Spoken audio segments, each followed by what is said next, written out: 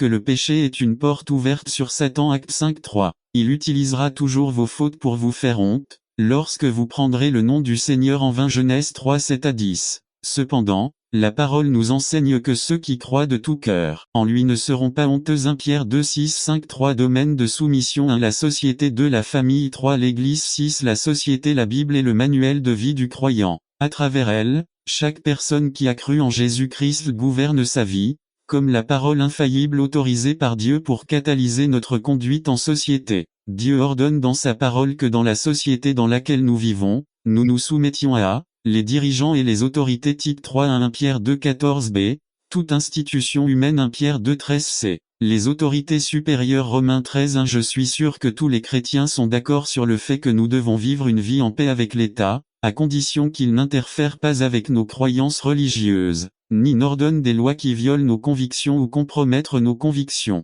Pendant des années, les chrétiens ont eu différentes manières d'interpréter et de penser lorsqu'il s'agissait de soumission aux autorités supérieures. Certains disent A, que le chrétien ne doit pas s'impliquer dans la politique, B, d'autres que le chrétien et l'État doivent travailler ensemble pour améliorer la société sans interférer dans ses principes, C. Beaucoup disent que le chrétien devrait s'impliquer dans toutes les affaires politiques de sa nation en tant que partie intégrante de celle-ci. A. Le chrétien en dehors de la sphère politique. Certains disent que les chrétiens ne devraient pas s'immiscer dans les affaires du gouvernement, ni participer activement à leur campagne politique basée sur la corruption, ce qui aura un impact sur la vie de nos enfants pour honorer le Christ. Il s'agit d'un message essentiel sur le développement spirituel des enfants et le processus du rôle du père. C'est un message qui a besoin d'un public, il a besoin d'hommes qui l'écoutent, d'hommes qui veulent quelque chose de plus grand pour leurs enfants, plus que ce que le monde peut offrir. Il faut que les parents reconnaissent que Dieu leur a fait un don qui doit être valorisé et protégé. Vous avez besoin que l'Église soit disposée à soutenir les parents dans l'éducation de leurs enfants afin qu'ils deviennent des hommes et des femmes qui connaissent Dieu et lui abandonnent leur vie. N'attendez pas qu'il soit trop tard.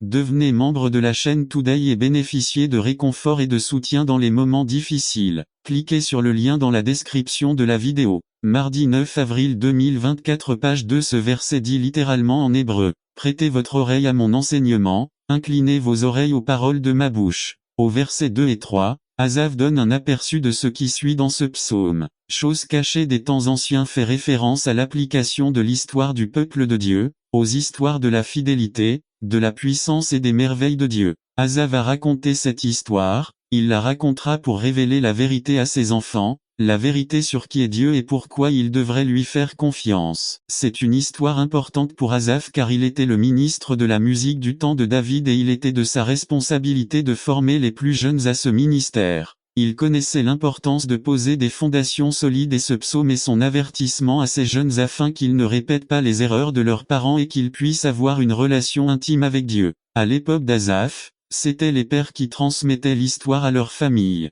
La responsabilité leur a été confiée de transmettre l'héritage de la foi. À l'époque biblique, il n'y avait pas beaucoup d'écriture, car c'était très laborieux, mais les histoires étaient ainsi racontées et transmises de génération en génération. Ce qui est triste, c'est que ces histoires ont été racontées comme ça, des histoires non pas comme le témoignage d'une alliance et l'application de ces vérités avaient été perdues. L'impact du spirituel avait été perdu. Résultat, les enfants connaissaient les histoires mais pas le Dieu des exploits. Il leur manquait l'application de la loi de Dieu dans leur vie quotidienne et, par conséquent, leurs parents élevaient une génération d'enfants désobéissants et immoraux. Au verset 9, il nous donne un exemple. Les enfants d'Éphraïm étaient autrefois la force de la nation. À eux appartenait le pays dans lequel se trouvait le tabernacle de Dieu et il était de leur responsabilité d'honorer Dieu de leur vie. Mais quelque chose manquait, ils étaient devenus des lâches, ils n'avaient aucun fondement spirituel. Le jour de la bataille, ils tournaient le dos,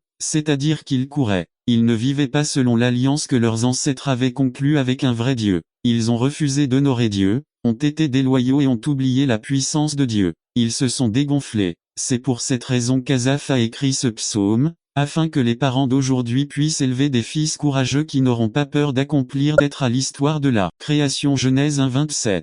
Il est difficile de penser qu'un individu qui prétend avoir connu Dieu dans la personne de Jésus-Christ en vienne à maudire quelqu'un créé à l'image de Dieu, l'imago Dei 2. Jacques demande, 3:11-12. Est-ce qu'un source versez-vous de l'eau douce et amère par la même ouverture 12 Mes frères, Un figuier peut-il produire des olives, ou une vigne des figues? La source d'eau salée ne peut pas non plus produire d'eau douce. 3. Si Jacques avait déclaré qu'aucun homme n'est capable de contrôler sa langue, comme cela apparaît dans 3.8, il n'aurait pas posé ces questions. 4. Le fait que la réponse à ces questions exige un nom implique qu'une langue qui a véritablement été plantée dans la fontaine d'eau vive, Jésus-Christ, est incapable de la duplicité de louer Dieu d'une part et de l'autre d'un autre côté. Maudit cet homme. N'attendez pas qu'il soit trop tard. Devenez membre de la chaîne Today et bénéficiez de réconfort et de soutien dans les moments difficiles. Cliquez sur le lien dans la description de la vidéo. Mardi 9 avril 2024 page 3c. En préparation de la célébration de la scène du Seigneur samedi prochain,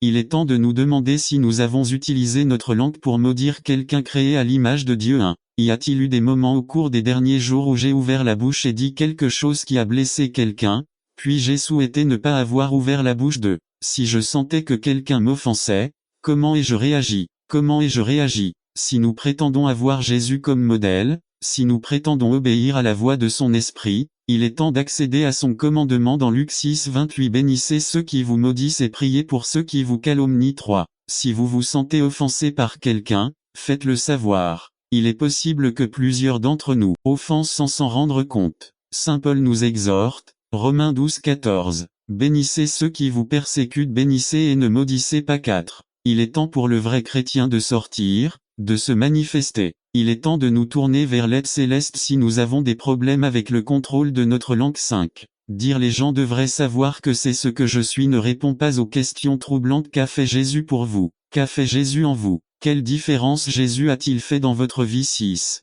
Cérémonie d'allumage de la pétition. Les luttes, les problèmes, les tentations, les dispositions, les pensées, les problèmes, etc. sont tout brûlés par l'Esprit de Dieu. N'attendez pas qu'il soit trop tard. Devenez membre de la chaîne Today et bénéficiez de réconfort et de soutien dans les moments difficiles. Cliquez sur le lien dans la description de la vidéo. Mardi 9 avril 2024 page 4. Grandir grâce à l'évangélisation résumée. Les vérités fondamentales et l'importance de l'évangélisation par Nestor Mangivard. Grandir en nombre grâce à l'évangélisation. 1 Corinthiens 3:5-17. Il y a des choses fondamentales que tout chrétien doit comprendre. 1. Nous sommes nés pour jouer au. La Bible enseigne clairement que pour faire partie du royaume de Dieu, nous devons naître de nouveau. Jean 3, 1-7. Pierre 1. Pourquoi nous devons vivre chaque jour de manière à aider les autres à se souvenir de nous pour le merveilleux cadeau que nous leur avons fait. La bonne nouvelle de Jésus qu'ils ont entendu de nous et qui était évidente dans ce que nous avons fait de nos vies. N'attendez pas qu'il soit trop tard. Devenez membre de la chaîne Today et bénéficiez de réconfort et de soutien dans les moments difficiles. Cliquez sur le lien dans la description de la vidéo. Mardi 9 avril 2024 page 2. Il y a une bénédiction pour nous résumer. Israël avait un but et une bénédiction spécifique. Il était temps pour eux d'obtenir la bénédiction de Dieu. Par Elie Hernandez. Jéhovah a une bénédiction pour nous. Exode 3, 7 a dit tout dans la vie a un temps défini. Ecclésiaste 3:1 dit, il y a un temps pour tout. Il y a un temps pour tout ce qui se fait sous le ciel. Jéhovah n'a jamais voulu que la nation d'Israël soit captive par les Égyptiens. Mais cette captivité et ces souffrances étaient nécessaires à l'accomplissement de la prophétie et au bien-être de la nation d'Israël. Il est promesse progressive de Jéhovah à Abraham, Isaac et Jacob à la bénédiction d'Abraham. Genèse 12, 2-3. Et je ferai de toi une grande nation, et je te bénirai, et je magnifierai ton nom, et tu être une bénédiction. Je bénirai ceux qui te béniront, et je maudirai ceux qui te maudiront et toutes les familles de la terre seront bénies en toi. Genèse 22, 16-18. Et dit, j'ai juré par moi-même, dit l'Éternel, que parce que tu as fait cela et que tu ne m'as pas refusé ton fils unique, je te bénirai sûrement, et je multiplierai ta descendance comme les étoiles du ciel et comme le sable qui est au bord de la mer, et vos descendants posséderont les portes de leurs ennemis. En ta postérité, toutes les nations de la terre seront bénies, parce que tu as obéi à ma voix. La bénédiction d'Isaac. Genèse 26, 24. Et l'Éternel lui apparut cette nuit-là, et lui dit, je suis le Dieu d'Abraham ton père. N'aie pas peur, car je suis avec toi, je te bénirai et je multiplierai ta descendance à cause d'Abraham, mon serviteur. Ces bénédictions de Jacob. Genèse 27, 28-29. Que Dieu vous donne donc la rosée du ciel, et la graisse de la terre, et du froment et du mou en abondance. Les peuples te servent, et les nations se prosternent devant toi. Soyez le maître de vos frères, et que les fils de votre mère s'inclinent devant vous. Maudits soient ceux qui vous maudissent, et bénis soient ceux qui vous bénissent. Genèse 28, 13 à 15. Et voici, l'Éternel était au-dessus, qui dit, Je suis l'Éternel, le Dieu d'Abraham ton père, et le Dieu d'Isaac. Je donnerai à toi et à ta descendance le pays sur lequel tu reposes. Ta descendance sera comme la poussière de la terre, et tu t'étendras à l'ouest, à l'est, au nord et au midi, et toutes les familles de la terre seront bénies en toi et en ta postérité. Voici, je suis avec toi, et je te garderai partout où tu iras, et je te ramènerai dans ce pays, car je ne te quitterai pas avant d'avoir fait ce que je t'ai dit. 2. Le processus de Jéhovah. Contexte historique d'Israël. La terre était temporaire. Il a mis ses vêtements pierre. Il est allé vers Jésus les mains dans le sac. Adam s'est caché. Autres disciples. Indifférentiels, ne le faites pas, attends qu'il soit trop tard. Devenez membre de la chaîne Today et bénéficiez de réconfort et de soutien dans les moments difficiles. Cliquez sur le lien dans la description de la vidéo. Mardi 9 avril 2024, page 2. Le Christ doit toujours faire une impression sur nos vies. Dieu ne pose jamais de questions pour obtenir des informations, seulement pour provoquer des réponses. Amour. Philo vs amour agapao. Jésus demande en utilisant la forme agapao, excellente forme d'amour qui vient de la dévotion, et Pierre répond avec philo, émotion, amour affectif ou qui professe à un simple ami la première fois. Jésus se réfère à ceci à l'une de ses options, les autres disciples ou son bateau et ses engins de pêche, instruments qui lui servaient à gagner sa vie. La troisième fois, Jésus prend la forme philéo et Pierre, comprenant la situation, répond. Il a omis le oui et a eu recours à l'œil qui voit tout, capable de lire les pensées les plus intimes de sa vie. Tu sais que je t'aime. Il n'y a plus aucune arrogance dans sa réponse. Feu de Pentecôte. Acte 2-3. Pierre brûle dans le feu des langues divisées. Feu divisé en plusieurs petites langues qui reposent ensuite sur chaque membre de l'assemblée. Ce n'étaient pas des flammes de feu, mais plutôt du feu. Bien qu'il soit resté sur les croyants pendant une courte période, leur effet a duré tout au long de la vie des fidèles chrétiens qui ont reçu les. Lorsque nous obéissons au Seigneur et que nous sommes au bon endroit, nous sommes imprégnés de sa puissance. 30 ans plus tard, un Pierre humble et fidèle écrit 2 Pierre 1, 5 à 11. L'Agjans est utilisé pour souligner l'origine divine de l'héritage. Le don est dû à la bonté de Dieu et non à un mérite inhérent à la personne. Cette étape vers l'exaltation, vertu, excellence morale, connaissance, compréhension pratique des voies et des plans de Dieu, maîtrise de soi face à nos appétits et ou passions, patience ferme, persévérance face à l'adversité la plus dure, pitié, humilité, gentillesse, antidote au risque d'être pharisien, affection fraternelle, amour pour les frères, amour type agape. N'attendez pas qu'il soit trop tard.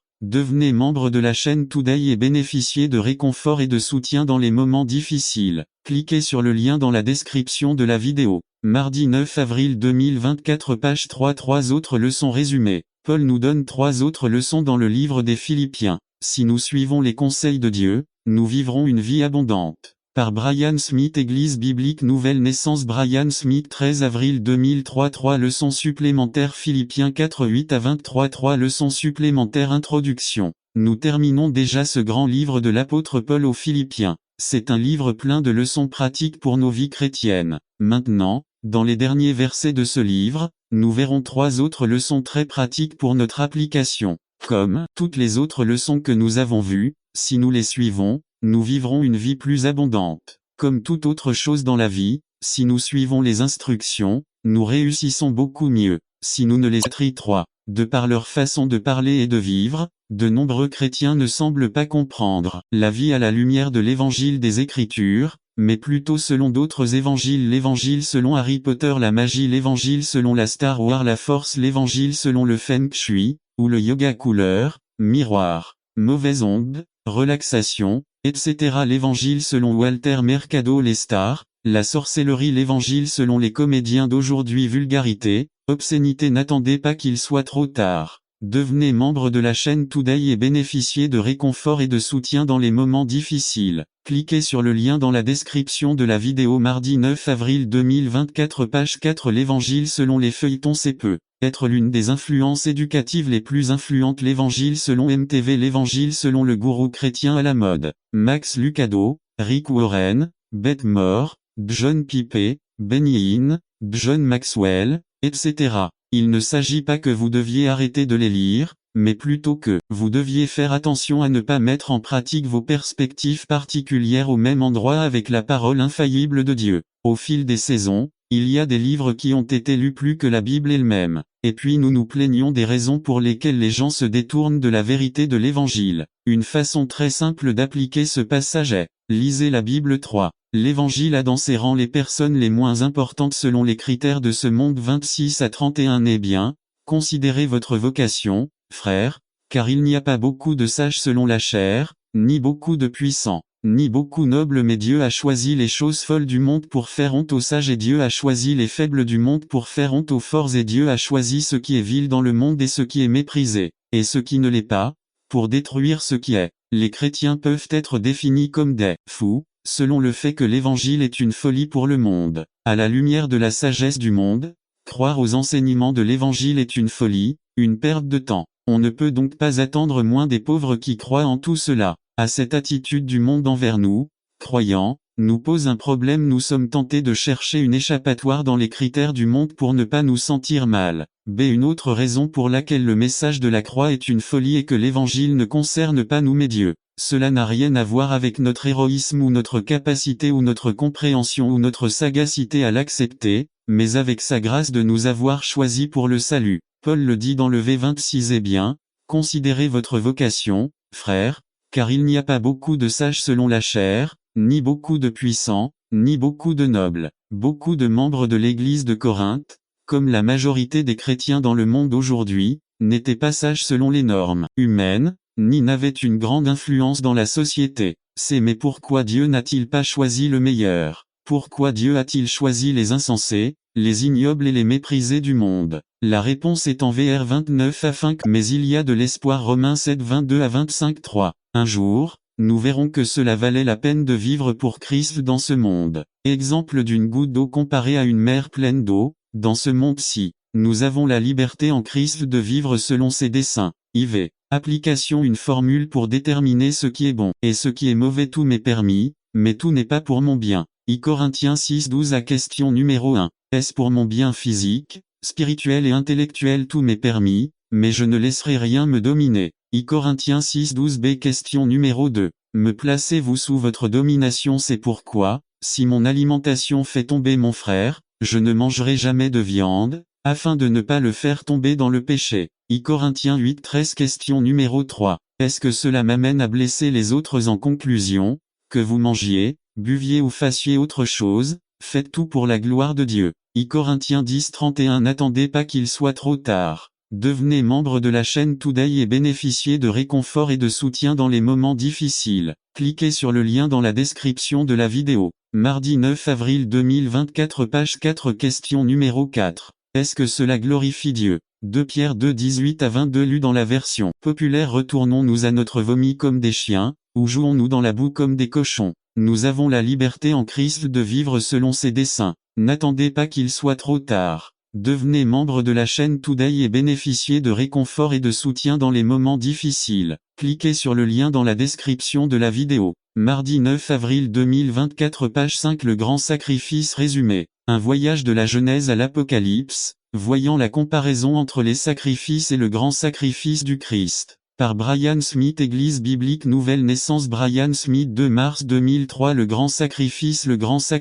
Introduction. Aujourd'hui, nous célébrerons la Sainte Seine et nous nous souviendrons de la mort du Christ à notre place. Nous savons que c'est un commandement du Christ pour nous, et qu'il symbolise le corps et le sang du Christ, mais comprenons-nous vraiment pourquoi nous le célébrons? Quelles sont les racines de cette célébration? Qu'est-ce que tout cela a à voir avec le système sacrificiel de l'Ancien Testament? Si nous voulons comprendre profondément tout ce que cela signifie, nous devons revenir au début et voir qu'avant la chute de l'homme, Dieu avait un plan pour nous apporter le salut. Ce plan commence à être vu dans le livre de la Genèse dans la Bible, et continue à être vu jusqu'à ce que nous atteignions le livre de l'Apocalypse. Aujourd'hui, nous ferons un voyage éclair à travers l'histoire biblique, en faisant quelques arrêts à des passages clés. Alors attachez vos ceintures. Un verset clé. Le lendemain, Jean vit Jésus venir à lui et dit: Voici l'agneau de Dieu qui ôte le péché du monde. Jean 1, 29. Prière. L'auteur de John F. Walvoord dit ceci: les sacrifices de l'Ancien Testament sont clairement destinés à être un aperçu ou un type du sacrifice du Christ. Presque tous les aspects de la signification. Introduction.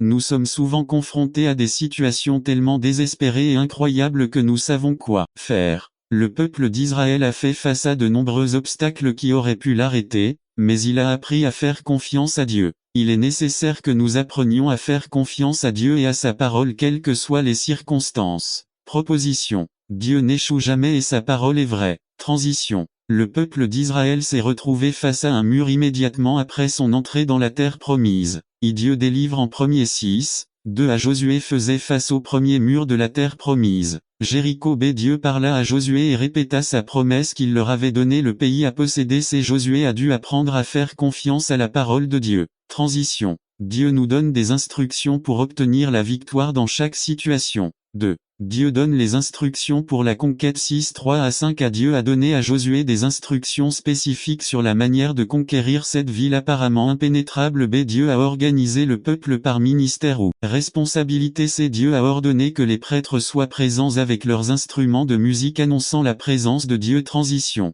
Quand nous obéissons à la parole de Dieu, Dieu nous donne la victoire. Dieu donne la victoire 6h20 le peuple obéit à la parole que Dieu avait donnée, aussi étrange qu'elle paraisse. B. Et quand le peuple eut obéi, les murs de Jéricho tombèrent. C. Dieu a été fidèle à sa parole est vérité. Transition. Nous nous heurtons tous au mur à un moment de notre vie, lorsque n'attendez pas qu'il soit trop tard. Devenez membre de la chaîne Today et bénéficiez de réconfort et de soutien dans les moments difficiles. Cliquez sur le lien dans la description de la vidéo. Mardi 9 avril 2024 page. Ainsi nous obéissons à Dieu, nous pourrons marcher droit au front et vers la victoire. Conclusion 1. Quelle que soit la situation ou le mur auquel nous sommes confrontés, Dieu a toujours un plan précis pour la victoire. 2. Soyons attentifs à la voix de Dieu au milieu de la tempête et il nous donnera la victoire. N'attendez pas qu'il soit trop tard. Devenez membre de la chaîne Today et bénéficiez de réconfort et de soutien dans les moments difficiles. Cliquez sur le lien dans la description de la vidéo.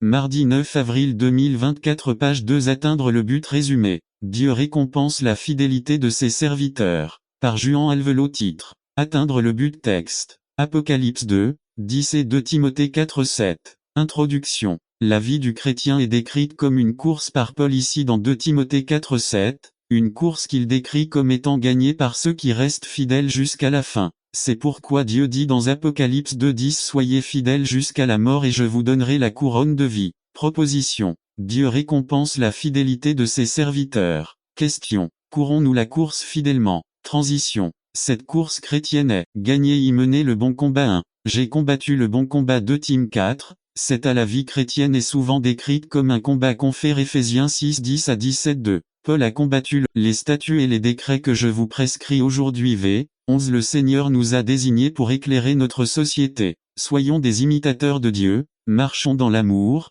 toujours joyeux et reconnaissants en tout et avec tous, que personne ne nous trompe avec de vaines paroles, vivons dans la lumière du Christ, dans la bonté, la justice et la vérité. Faisons ce qui plaît au Seigneur. En famille, profitons du temps que Dieu nous donne car des jours difficiles nous attendent dans le futur. Restons fidèles dans notre relation avec Dieu, dépendons de lui et surtout marchons dans l'obéissance. Si le Seigneur ne bâtit la maison, ceux qui la bâtissent travaillent en vain. PS 127 1 Que votre lumière brille devant les hommes, afin qu'ils voient vos bonnes œuvres et glorifient votre Père qui est dans les cieux. MT 5, 16 dimanche prochain, nous continuons 22 mai 2005 N'attendez pas qu'il soit trop tard. Devenez membre de la chaîne Today et bénéficiez de réconfort et de soutien dans les moments difficiles. Cliquez sur le lien dans la description de la vidéo. Mardi 9 avril 2024 page 3 Le tribunal du Christ résumé. Quelques faits fondamentaux sur le tribunal du Christ par Georges Monsivaï. Quelques faits fondamentaux sur le tribunal du Christ. Introduction.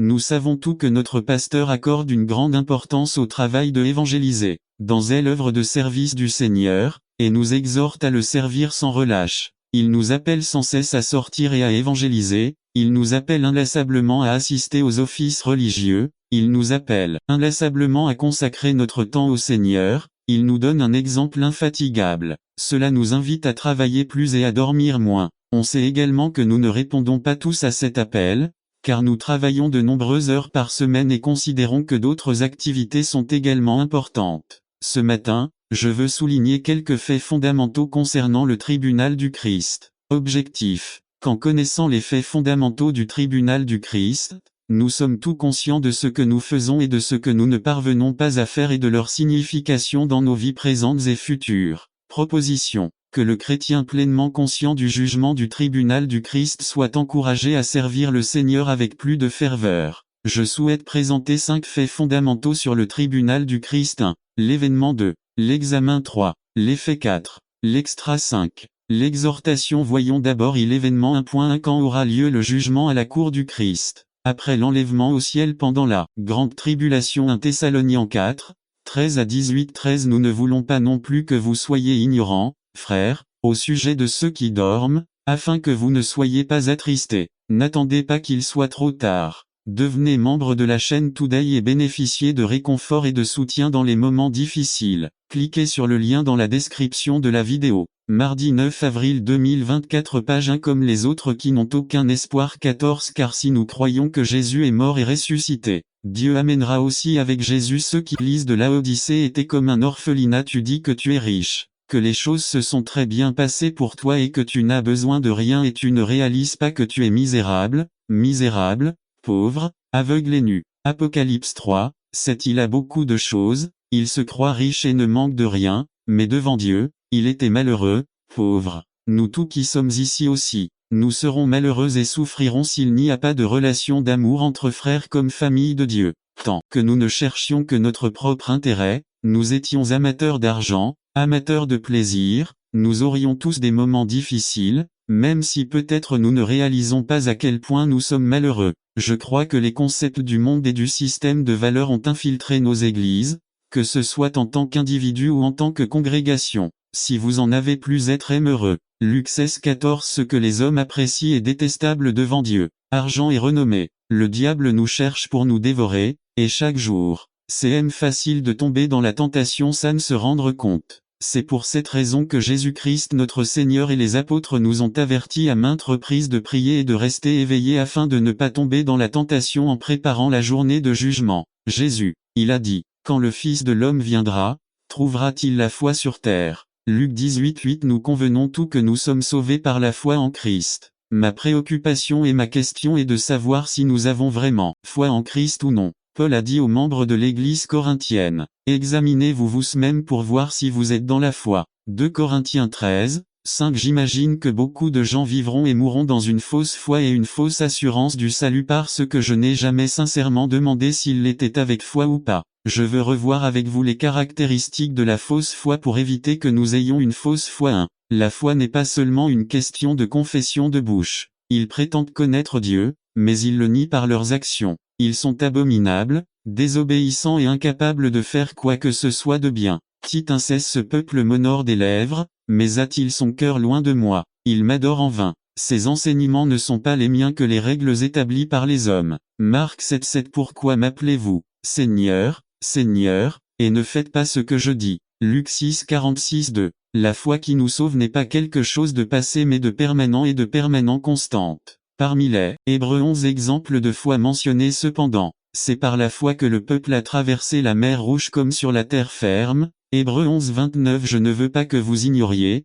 frères, que nos ancêtres étaient tous sous la nuée et qu'ils ont tous traversé la mer. Tous ont-ils été baptisés dans la nuée et dans la mer pour rejoindre Moïse. Tout le monde aussi. Ils ont mangé la même nourriture spirituelle et ont bu la même boisson spirituelle, bien boire. N'attendez pas qu'il soit trop tard. Devenez membre de la chaîne Today et bénéficiez de réconfort et de soutien dans les moments difficiles. Cliquez sur le lien dans la description de la vidéo. Mardi 9 avril de la résurrection vs 43 Alors Jésus lui dit, en vérité je te le dis, aujourd'hui tu seras avec moi au paradis. Beaucoup de gens m'ont demandé qu'est-ce qui est différent dans le christianisme. Pourquoi pensez-vous que les chrétiens ont raison et que les autres religions ont raison? Et je dis sans arrêt parce que le Christ vit. Si vous regardez les bulletins, il est écrit. Parce qu'il vit. C'est la raison pour laquelle nous sommes ici. Parce qu'il vit. Je ne suis pas la mort de Dieu. Vous savez que Mohamed est dans sa tombe. Vous savez que Bouddha est dans sa tombe. Vous savez que Joseph Smith, le fondateur du mormonisme,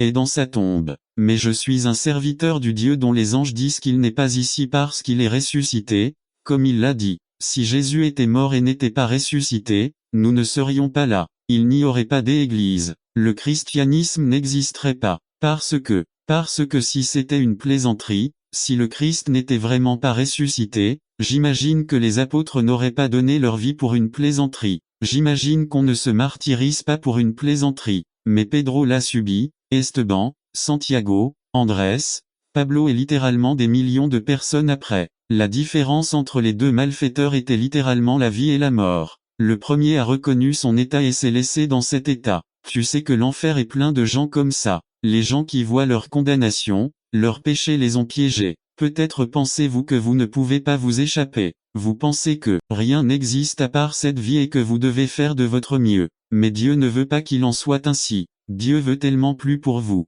Dieu veut faire pour vous le mieux qu'il peut faire. Peut-être pensez-vous que vous ne pouvez pas mériter l'amour de Dieu. Tu as raison. Mais je vous dis que personne ne mérite son amour. C'est pour ça que c'est un cadeau. Romains 6, 23. Car le salaire du péché, c'est la mort, mais le don de Dieu, c'est la vie éternelle en Jésus-Christ notre Seigneur. Si vous portez la croix de la rébellion, donnez-la à Christ. C'est une lourde croix qui mène toujours à la mort. Matthieu 11, 28. Venez à moi, vous tous qui êtes fatigués et chargés, et je vous donnerai du repos. Venez à lui, il vous fera vous reposer. Romains 19. Si vous confessez de votre bouche le Seigneur Jésus, et si vous croyez dans votre cœur que Dieu l'a ressuscité des morts, vous serez sauvés. N'attendez pas qu'il soit trop tard. Devenez membre de la chaîne Today et bénéficiez de réconfort et de soutien dans les moments difficiles. Cliquez sur le lien dans la description de la vidéo. Mardi 9 avril 2024, page 3. Résumé des résolutions du Nouvel An. C'est un excellent message qui aidera l'Église à proposer de pratiquer l'amour conjugal et de rester ferme,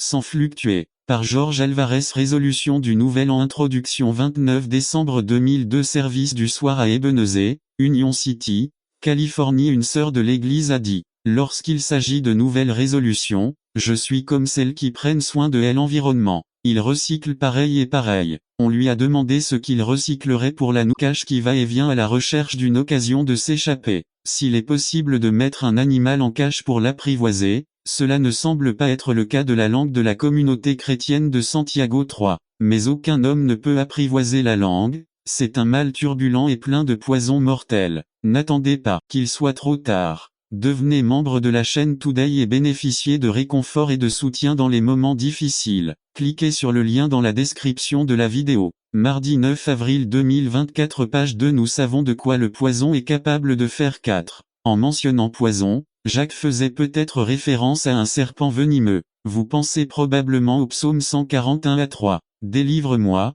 Seigneur, des hommes méchants, garde-moi des hommes violents. 2. Qui complotent le mal dans leur cœur, qui provoquent chaque jour des guerres. 3. Ils aiguisent leur langue comme un serpent, il y a du venin de vipère sous ses lèvres. 5. La langue, comme un poison, est capable de tuer. Oui, cela tue l'esprit, produit le découragement, arrête le progrès spirituel, et est souvent la cause de l'abandon de Dieu par certains. 6. Malheureusement, telle était la situation de la communauté chrétienne de Santiago. Malheureusement, c'est toujours le cas dans les communautés chrétiennes appelées églises. La situation est exacerbée lorsque ces églises ont tendance à s'appeler le reste. 2. Conclusion à dans la section suivante, Jacques va montrer que le langage empoisonné qu'il vient de décrire n'est pas le langage des païens, des méchants, des mondains, des gens en colère qui ne connaissent pas Dieu. 1. Santiago de Finaora, un monstruo de dos antidate différentes que usant una misma langa. 103, 9 à 10. Con est la bandesimo a nuestro Señor y Padre,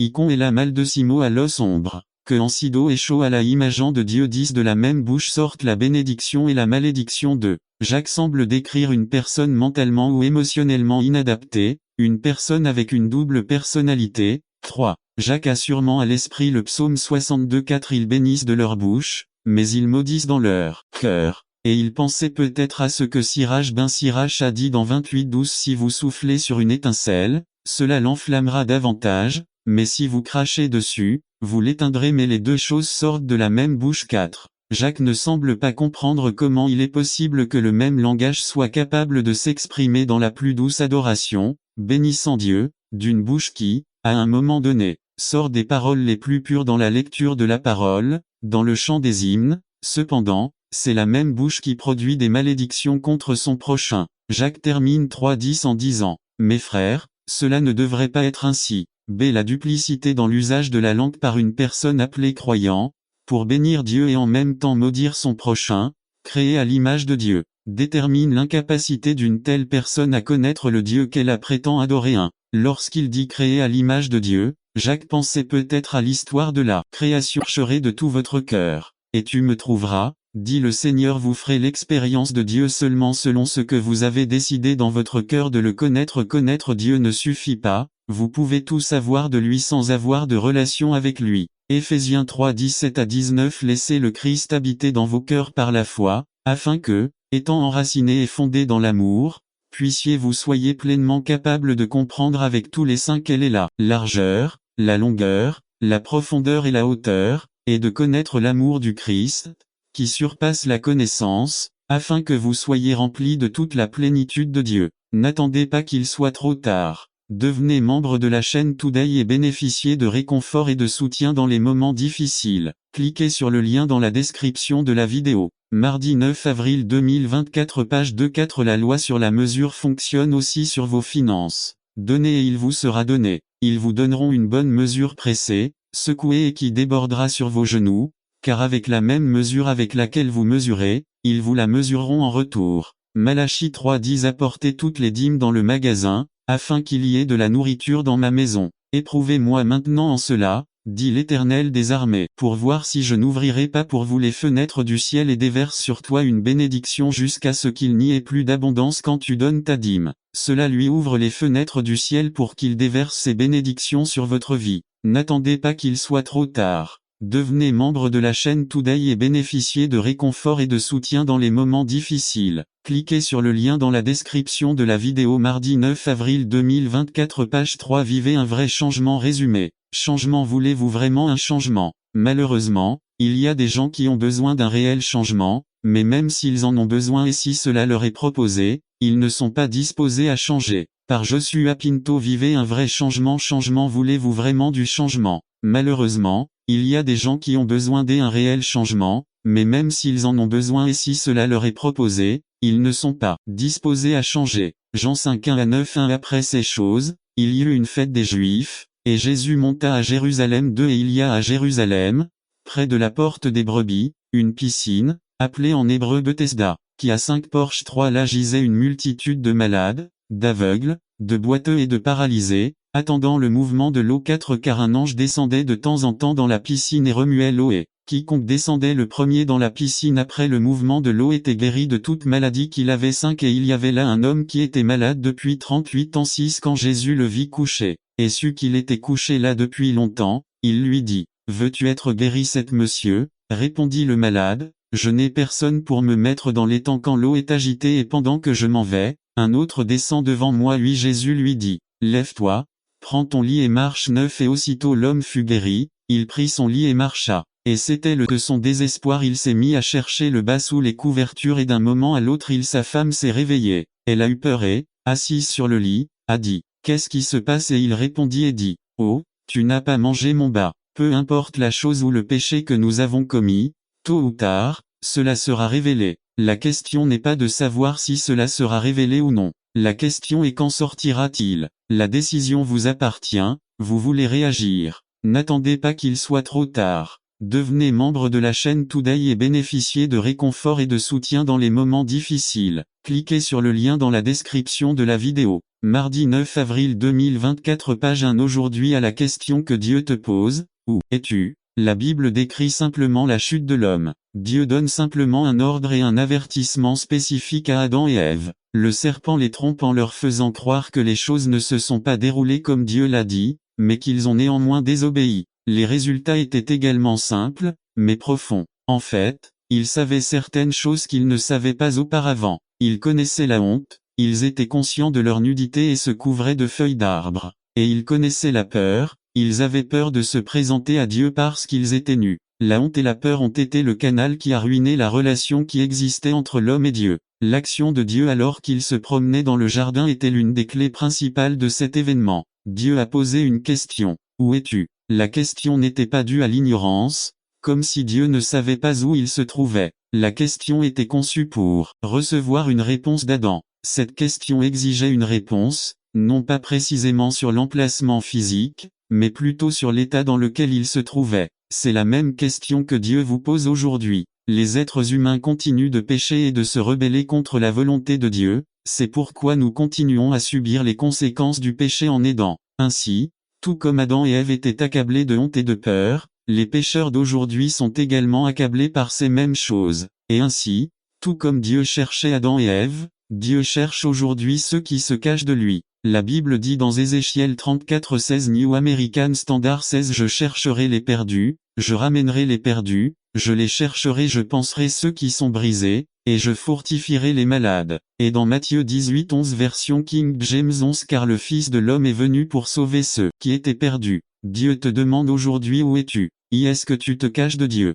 Beaucoup se cachent de Dieu lorsque les gens sont confrontés à leurs péchés, ils se cachent de Dieu. Ils essaient de le faire de la même manière qu'Adam et Ève, ils se cachent et tentent de s'éloigner de la vue de Dieu. Beaucoup essaient de se cacher en faisant preuve d'abnégation, en niant l'existence de Dieu. D'autres essaient de se cacher dans l'incrédulité, refusant de croire qu'un Dieu aussi grand et puissant se soucie d'eux. Et enfin, d'autres tentent de se cacher derrière l'ignorance, prétendant être ceux qui n'ont jamais su qu'il existait un Dieu auquel ils devaient répondre. Ils étaient ennemis de la croix parce qu'ils ne la prenaient pas au sérieux. C'était de mauvais témoignages. Notre mort au péché et notre nouvelle vie en Christ doivent être vus clairement. N'attendez pas qu'il soit trop tard. Devenez membre de la chaîne Today et bénéficiez de réconfort et de soutien dans les moments difficiles. Cliquez sur le lien dans la description de la vidéo. Mardi 9 avril 2024 page 2 Sachant cela, que notre vieil homme a été crucifié avec lui, afin que le corps du péché soit détruit, afin que nous ne servions plus le péché.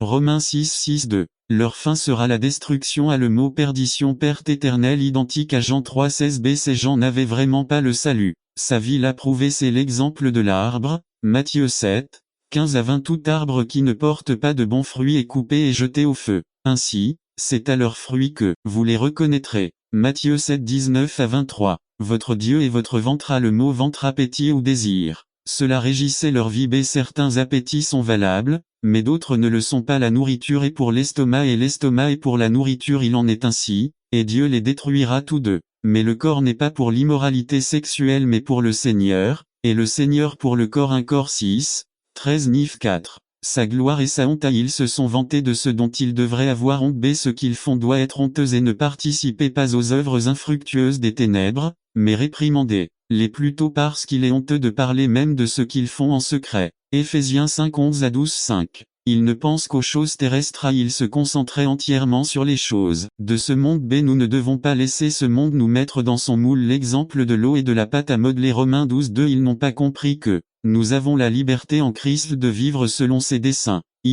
Les raisons pour lesquelles devrions-nous vivre différemment du monde. Nous avons une autre citoyenneté. 1. Le mot ma indique le contraste de. La ville de Philippe était une colonie romaine et les habitants étaient des citoyens romains. Ils connaissaient très bien les avantages et les responsabilités de la citoyenneté romaine. N'attendez pas qu'il soit trop tard. Devenez membre de la chaîne Today et bénéficiez de réconfort et de soutien dans les moments difficiles. Cliquez sur le lien dans la description de la vidéo. Mardi 9 avril 2024 page 3:3. Notre citoyenneté est au ciel et nous avons la responsabilité de représenter notre Seigneur Jésus-Christ et son évangile. L'exemple d'un Mexicain qui va vivre en Chine. 4. En tant qu'étranger nous devons s'abstenir des désirs charnels. Bien-aimés, je vous supplie en tant qu'étranger et pèlerin, de vous abstenir des désirs charnels qui combattent l'âme.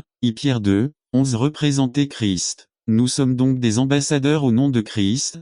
2 Corinthiens 5:20 Nous avons une autre espérance. 1. Jésus-Christ reviendra pour nous. Nous sommes dans une situation temporaire de Jésus-Christ va changer nos corps. Nous avons des corps temporaires. La bataille que Pablo a ressentie et que nous ressentons est réelle, mais il y a de l'espoir. Romains 7:20 De cacher leur faiblesse comme si Dieu en avait honte. Ils revêtent le masque de la religion pour faire croire aux autres qu'ils sont forts et puissants. Ils font cela pour cacher les insuffisances de leur vie et essayer de les rendre invisibles. Mais la réalité de la vie est que nous avons tous des faiblesses physiques. Grands, petits, maigres, gros, manchots, sourds, etc. Émotionnels. On pleure pour tout, on ne pleure pour rien, on s'attache très vite à quelque chose ou à quelqu'un, etc. Relationnels, nous ne sommes pas très sociables, nous ne nous aimons pas, les relations divorce ne durent pas, etc. Financier, nous n'avons pas de ressources, etc. N'attendez pas qu'il soit trop tard. Devenez membre de la chaîne Today et bénéficiez de réconfort et de soutien dans les moments difficiles. Cliquez sur le lien dans la description de la vidéo. Mardi 9 avril 2024 page 1. Intellectuels, nous ne sommes pas aussi intelligents que les autres, nous n'avons pas eu l'occasion d'aller à l'école, à l'université, etc. Et même des faiblesses spirituelles, nous n'avons pas de discipline spirituelle, et bien d'autres faiblesses. La question n'est donc pas de savoir si nous avons des faiblesses ou non. Le fait est qu'allons-nous faire de nos faiblesses? Dieu ne vous a pas choisi, et il ne m'a pas non plus choisi, à cause de notre force, de notre puissance, de nos dons, de nos talents ou de nos capacités. Dieu nous a choisis à cause de nos faiblesses. 1 Corinthiens 1:27 dit 27. Mais Dieu a choisi les choses folles du monde pour confondre les sages, et il a choisi les choses faibles du monde pour confondre les forts. Cela devrait nous faire crier de joie. J'ai pu voir comment certaines personnes luttent avec leurs faiblesses et combien d'entre elles essaient de les gérer, de les nier, de les défendre, de les excuser, de leur en vouloir et la plupart du temps de les cacher. Ils essaient de faire semblant qu'ils n'existent pas, mais Dieu le leur dit néanmoins. Je veux utiliser ta faiblesse, je veux utiliser la plus grande faiblesse de ta vie, l'utiliser comme une vitrine de mon pouvoir. Je veux démontrer mon pouvoir à travers ta faiblesse. 1 Corinthiens 1:27. L'apôtre Paul dit dans 1 Corinthiens 1:26 et 27 que peu d'entre vous étaient sages, puissants ou riches lorsque Dieu vous a appelés. Au contraire, Dieu a choisi les choses folles du monde pour faire honte aux sages, et il a choisi les choses faibles du monde pour faire honte aux puissants. Tu n'es donc pas faible par hasard, Dieu t'aime tel que tu es. Dieu n'est pas surpris par votre faiblesse. Dieu aime utiliser les gens faibles, car c'est dans la faiblesse que sa puissance se laisse le mieux entrevoir. Il est important de noter que lorsque la Bible parle de faiblesse, elle ne parle pas du péché ou d'un domaine dans lequel vous avez un contrôle total. Il ne parle pas de défauts de caractère tels que la paresse, l'envie, l'ambition, etc. La faiblesse est définie comme une limitation que vous ne pouvez pas modifier. Avez-vous des limitations physiques? Êtes-vous handicapé? Vous atteignez une limite physique et vous n'avez plus d'énergie pour continuer. Avez-vous des limitations? Dieu enseigne la prière à ses disciples et passe immédiatement à la seconde venue. Par Dan Campbell que trouvera Jésus à son retour. Mais quand le Fils de l'homme viendra,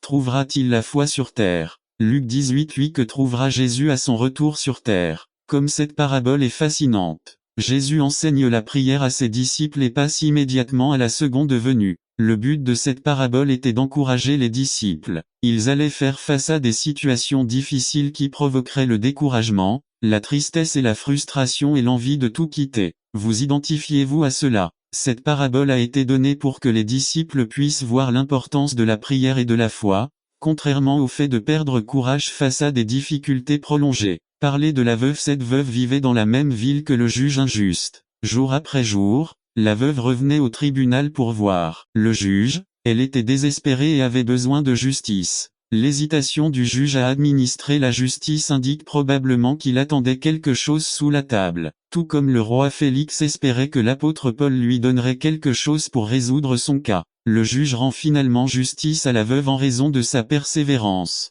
Jésus indique clairement que notre Père céleste n'est pas comme ce juge injuste, mais que par son amour et sa justice, il nous accordera nos demandes. Immédiatement après avoir répondu que notre Père céleste rendra justice en notre faveur, Jésus demande s'il trouvera la foi à son retour. Maintenant, je demande que trouvera Jésus à Quito à son retour. Vous trouverez beaucoup de disciples parce que beaucoup de pasteurs ici ont été fidèles à prêcher la parole. Que trouvera Jésus à Guayaquil, Cuenca, RI accent aigu au Bamba, Esmeralda, Manta, en bateau à son retour. Vous trouverez beaucoup de disciples parce que beaucoup de pasteurs ici ont été fidèles à prêcher la parole. Que trouvera Jésus au Népal à son retour? Racontez l'histoire d'Anna. Elle est partie en Inde après avoir obtenu son diplôme universitaire d'infirmière. J'ai travaillé pendant 10 ans à l'hôpital et j'ai aidé les missionnaires le week-end.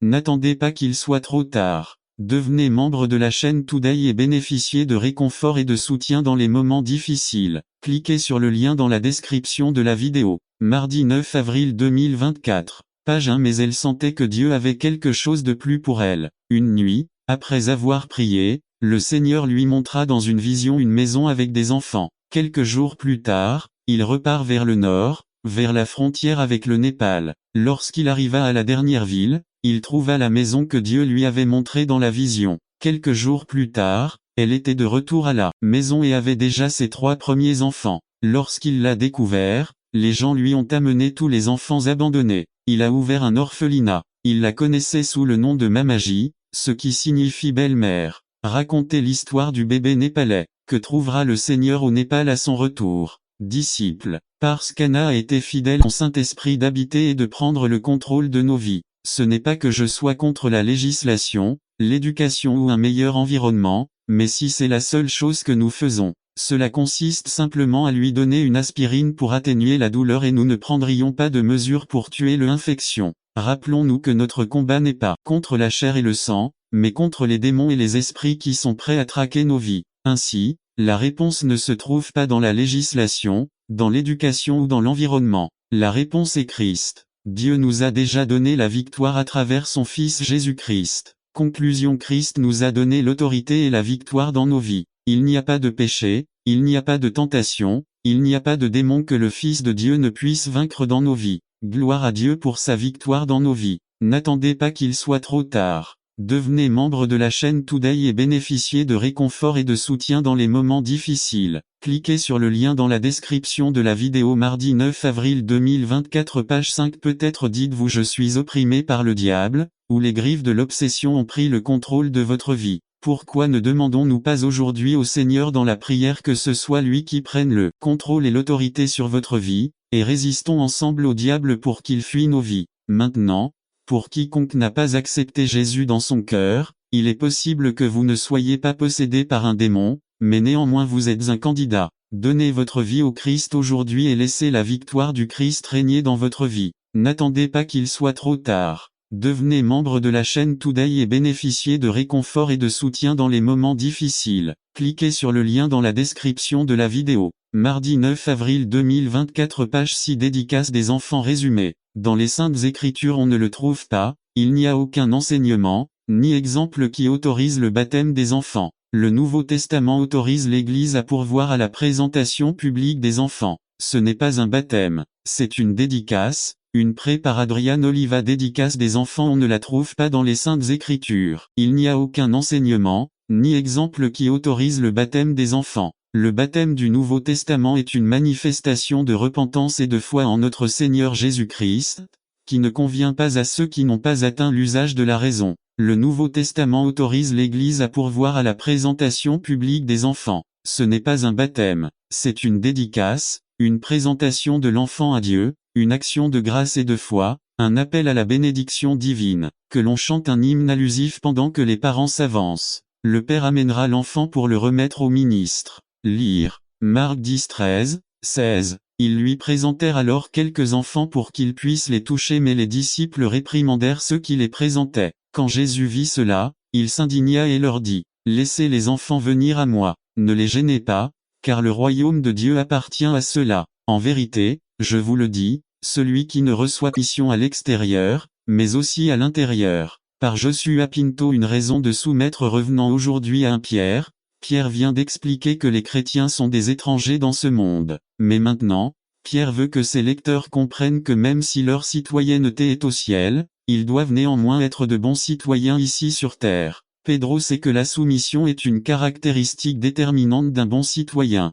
C'est donc avec cette connaissance à l'esprit que Pierre commence par 1 Pierre 2, 13 à 25. 13. Soumettez-vous, pour l'amour du Seigneur, à toute autorité humaine, soit au roi, comme autorité suprême. 14. Soit au gouverneur qui l'envoie pour punir ceux qui font le mal et reconnaissez ceux qui font le bien. 15. Car telle est la volonté de Dieu, qu'en faisant le bien il fasse taire et l'ignorance des insensés. 16. C'est agir comme un peuple libre qui n'utilise pas sa liberté pour cacher le mal, mais qui vit comme un serviteur de Dieu. 17. Donnez à chacun le respect qui lui est dû. Aimez vos frères, craignez Dieu, respectez le roi. 18. Serviteurs, soumettez-vous avec tout respect à vos maîtres, non seulement les bons et les compréhensifs, mais aussi les insupportables. 19. Car il est louable que, par sens de responsabilité devant Dieu, on endure des épreuves, même si on souffre injustement. 20. Mais comment pouvez-vous vous attribuer du mérite si vous supportez d'être maltraité pour avoir fait le mal? En revanche, s'il souffre pour avoir fait le bien,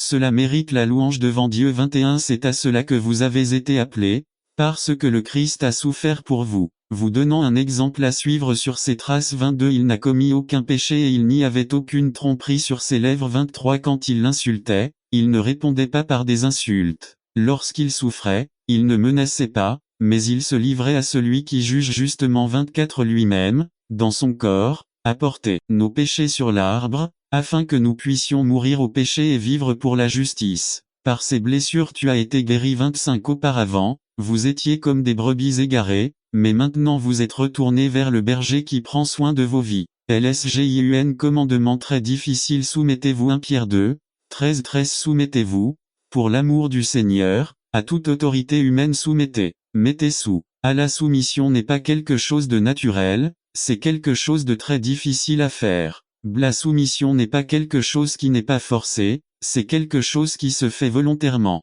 La soumission biblique n'est pas seulement une soumission extérieure, mais aussi intérieure. Le verbe soumettre signifie littéralement se mettre sous soumission. Et selon les enseignements bibliques, l'attitude de soumission vient d'un esprit bien disposé. 2. Une motivation impérieuse convaincante pour l'amour du Seigneur. N'attendez pas qu'il soit trop tard. Devenez membre de la chaîne Today et bénéficiez de réconfort et de soutien dans les moments difficiles. Cliquez sur le lien dans la description de la vidéo. Mardi 9 avril 2024 Page 1 Alas et mon mari. 4 mots-clés. Femme d'action, femme parée, femme de bonne attitude, femme des attentions. B. Marie-Pierre 3, 7 De même, vous, mari, soyez compréhensif dans votre vie conjugale, chacun traitant sa femme avec respect, car en tant que femme elle est plus délicate, et tous deux sont héritiers du don agréable de la vie. Ainsi, rien n'entravera vos prières. Soyez prévenants. Pensez à vos femmes. Un âge qui agit avec réflexion. 2 Qui s'occupe et respecte les autres, ou est attentif et respecté.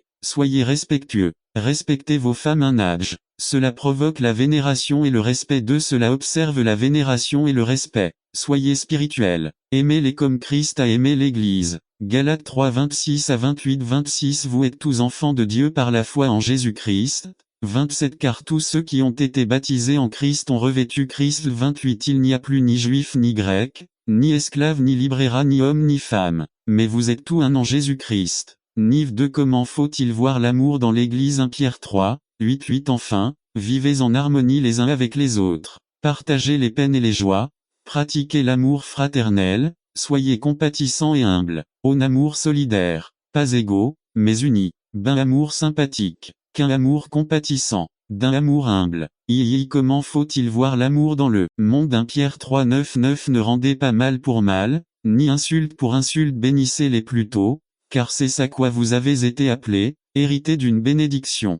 J'ai refusé de riposter. C'est le travail du gouvernement de protéger notre pays. L'Église doit répondre de manière spirituelle, envoyer des missionnaires, créer des orphelinats, etc. B. Regardez comment servir les autres. N'attendez pas qu'il soit trop tard. Devenez membre de la chaîne Today et bénéficiez de réconfort et de soutien dans les moments difficiles. Cliquez sur le lien dans la description de la vidéo. Mardi 9 avril 2024 Page 2 1 Pierre 3 10 à 12 En effet, celui qui veut aimer la vie et passer des jours heureux, qu'il garde sa langue du mal et ses lèvres de proférer la tromperie. 11 Éloignez-vous du mal et faites le bien. Cherchez la paix et suivez la douce car le Seigneur regarde avec bienveillance les justes et ses oreilles sont attentives à leurs prières, mais il regarde avec indignation ceux qui font le mal. Conclusion La vie chrétienne doit être une vie marquée par l'amour. Cela devrait être naturel parce que nous appartenons au Dieu d'amour. Le Christ a marqué sa vie et sa mort avec amour, il a les cicatrices pour le prouver. Lorsque nous manifestons notre amour dans le mariage, dans l'Église et dans le monde, nous montrons Christ aux yeux de tous. C'est un témoignage. N'attendez pas qu'il soit trop tard. Devenez membre de la chaîne Today et bénéficiez de réconfort et de soutien dans les moments difficiles. Cliquez sur le lien dans la description de la vidéo. Mardi 9 avril 2024 Page 3 Une raison de témoigner. Partie 6 Résumé. Pierre, qui avait si tient dans les moments difficiles. Cliquez sur le lien dans la description de la vidéo. Mardi 9 avril 2024 Page 3 Division, discorde, sédition et guerre 4. 19 siècles plus tard, nous lisons. L'égoïsme et l'avidité qui se cachent dans le cœur humain sont des passions très puissantes et l'issue du conflit n'est donc pas une simple conjecture. À moins que l'âme ne vive quotidiennement de la chair et du sang du Christ, l'élément divin est vaincu par l'élément satanique. Message choisi de 246-5. C'est le message que Jacques nous donnera plus tard lorsqu'il dit « Soumettez-vous donc à Dieu, résistez au diable, et il fuira loin de vous. » 4-7.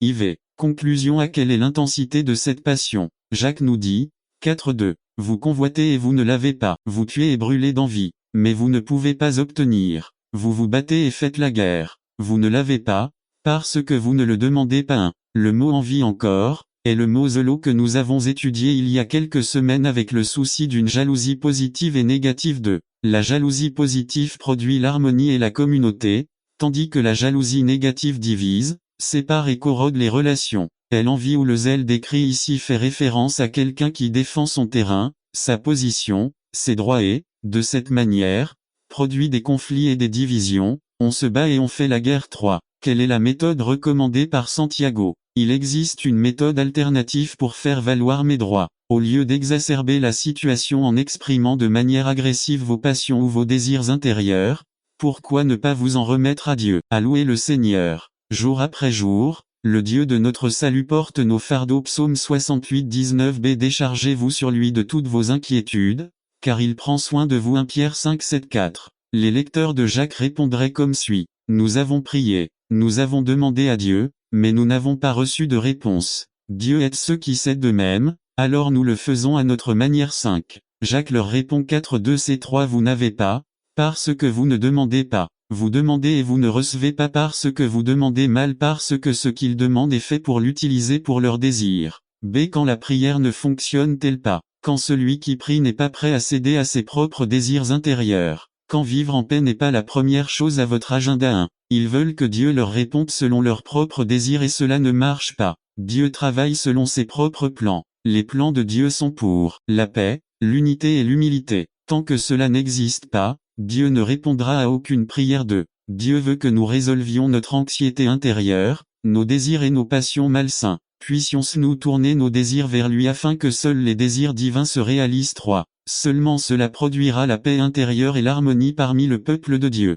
Ne veux-tu pas prier avec moi pour que nous puissions être des artisans de paix? 4. Prière. Seigneur, ton Église souffre à cause de tant de patrons qui veulent faire leur volonté au lieu de la tienne. Rends-nous amoureux. 1024. Page 4. Les mots ne sont pas emportés par le vent. Résumé. Les bâtons et les pierres brisent les os et les mots font mal. L'usage de la langue dans Jacques par Carlos Camarona. Les mots ne sont pas emportés par le vent. Texte. Jacques 3, 12. Lecture de la Bible. Matthieu 12, 33-37 par Carlos et Camarona. Introduction à les bâtons et les pierres peuvent me briser les os, mais les mots ne me feront jamais de mal, dit un dicton très courant dans l'enfance. Une traduction libraire dirait plus ou moins. Les pierres et les coups de poing peuvent me faire du mal, mais vos paroles ne me font pas de mal. 1. Ce dicton est répété par de nombreux enfants sur les terrains de jeu des écoles ou dans le quartier comme mécanisme de défense. Les enfants qui sont soumis à des taquineries verbales de la part de soi, disant intimidateurs. Ces enfants abusifs qui profitent des plus en défense d'eux.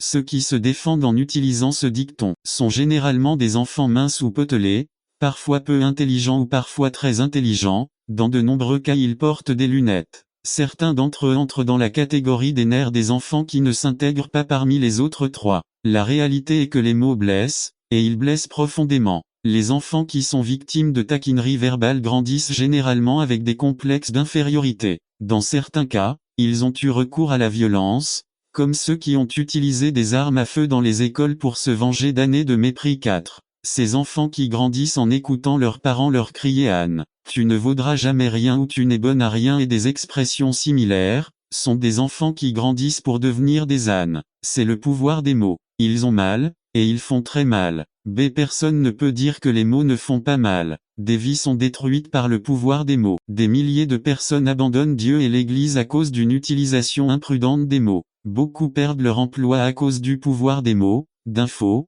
d'un mensonge. Certains se suicident même, d'autres prennent une arme à feu et retournent sur leur lieu de travail en tirant. Et les mots ne font-ils pas mal? Des mots mal utilisés peuvent causer des blessures plus permanentes qu'un gourdin. Dans certains cas, la souffrance causée par l'usage abusif des mots ne guérit jamais d'eux. L'apôtre Jacques n'explique pas clairement dans le texte pourquoi il consacre autant de temps à la discussion sur le langage. Les questions liées à la langue sont mentionnées dans chacun des 5 chapitres qui composent son livre. 1 19, 26 2 12 3 1 à 12 4 11 et 5 12 3. Dans le contexte de chacun de ces passages, l'accent est mis sur le fait que l'usage abusif de la parole est la cause de souffrance infinie. C'est la préoccupation de Santiago. Nous ne savons pas ce qu'ils ont dit ni qui l'a dit, Mais nous savons que ce qu'ils ont dit dans leur langue a causé beaucoup d'angoisse à la communauté de Santiago. Il attaque le problème de front. N'attendez pas qu'il soit trop tard. Devenez membre de la chaîne Today et bénéficiez de réconfort et de soutien dans les moments difficiles.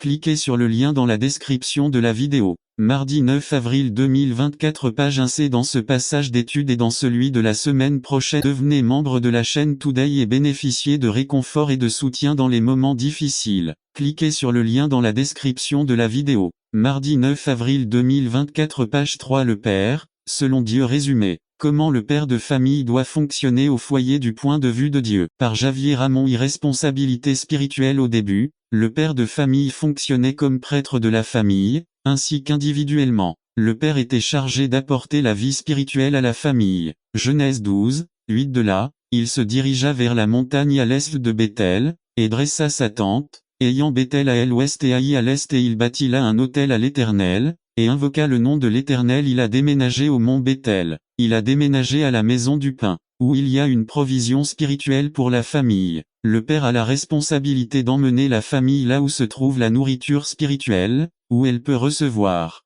la nourriture nécessaire pour vaincre dans cette vie et au-delà. Il a planté sa tente. Le père a la responsabilité de planter sa maison sur la terre ferme, sur le rocher. Les parents ont la responsabilité d'implanter leur famille en Dieu. Il y a construit un autel. Le père a la responsabilité de construire l'autel et de sacrifier à Dieu pour que sa famille cherche Dieu. Le père doit construire devant Dieu.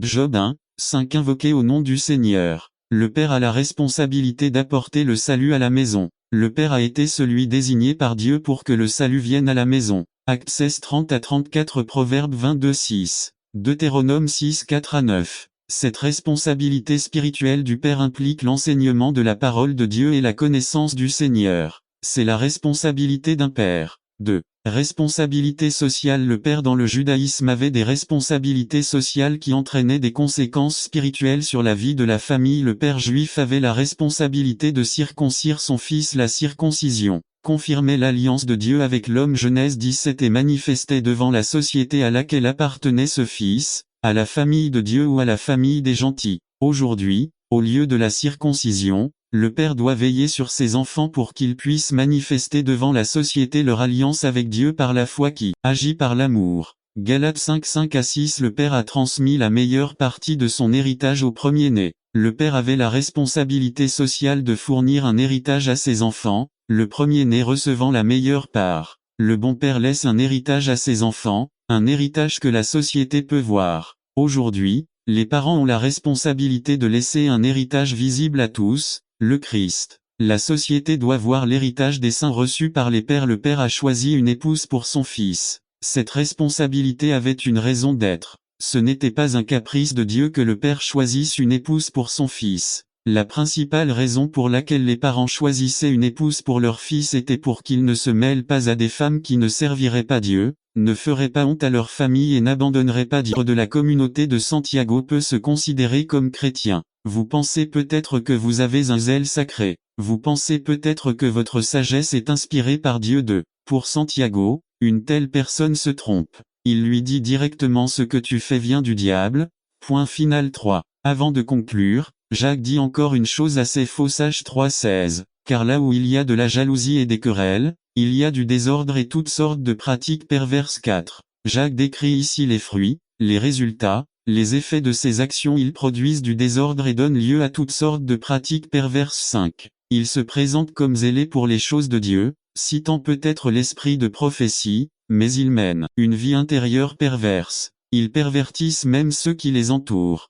Santiago est préoccupé par la paix de l'Église. La fausse sagesse produisait la désunion, l'instabilité et la discorde au sein de la communauté appelée l'Église. Un désordre ou confusion, comme le disent certaines versions, est le mot akatastasia, c'est-à-dire des gens à double pensée et à double langage. En d'autres termes, cela produit de la pure hypocrisie.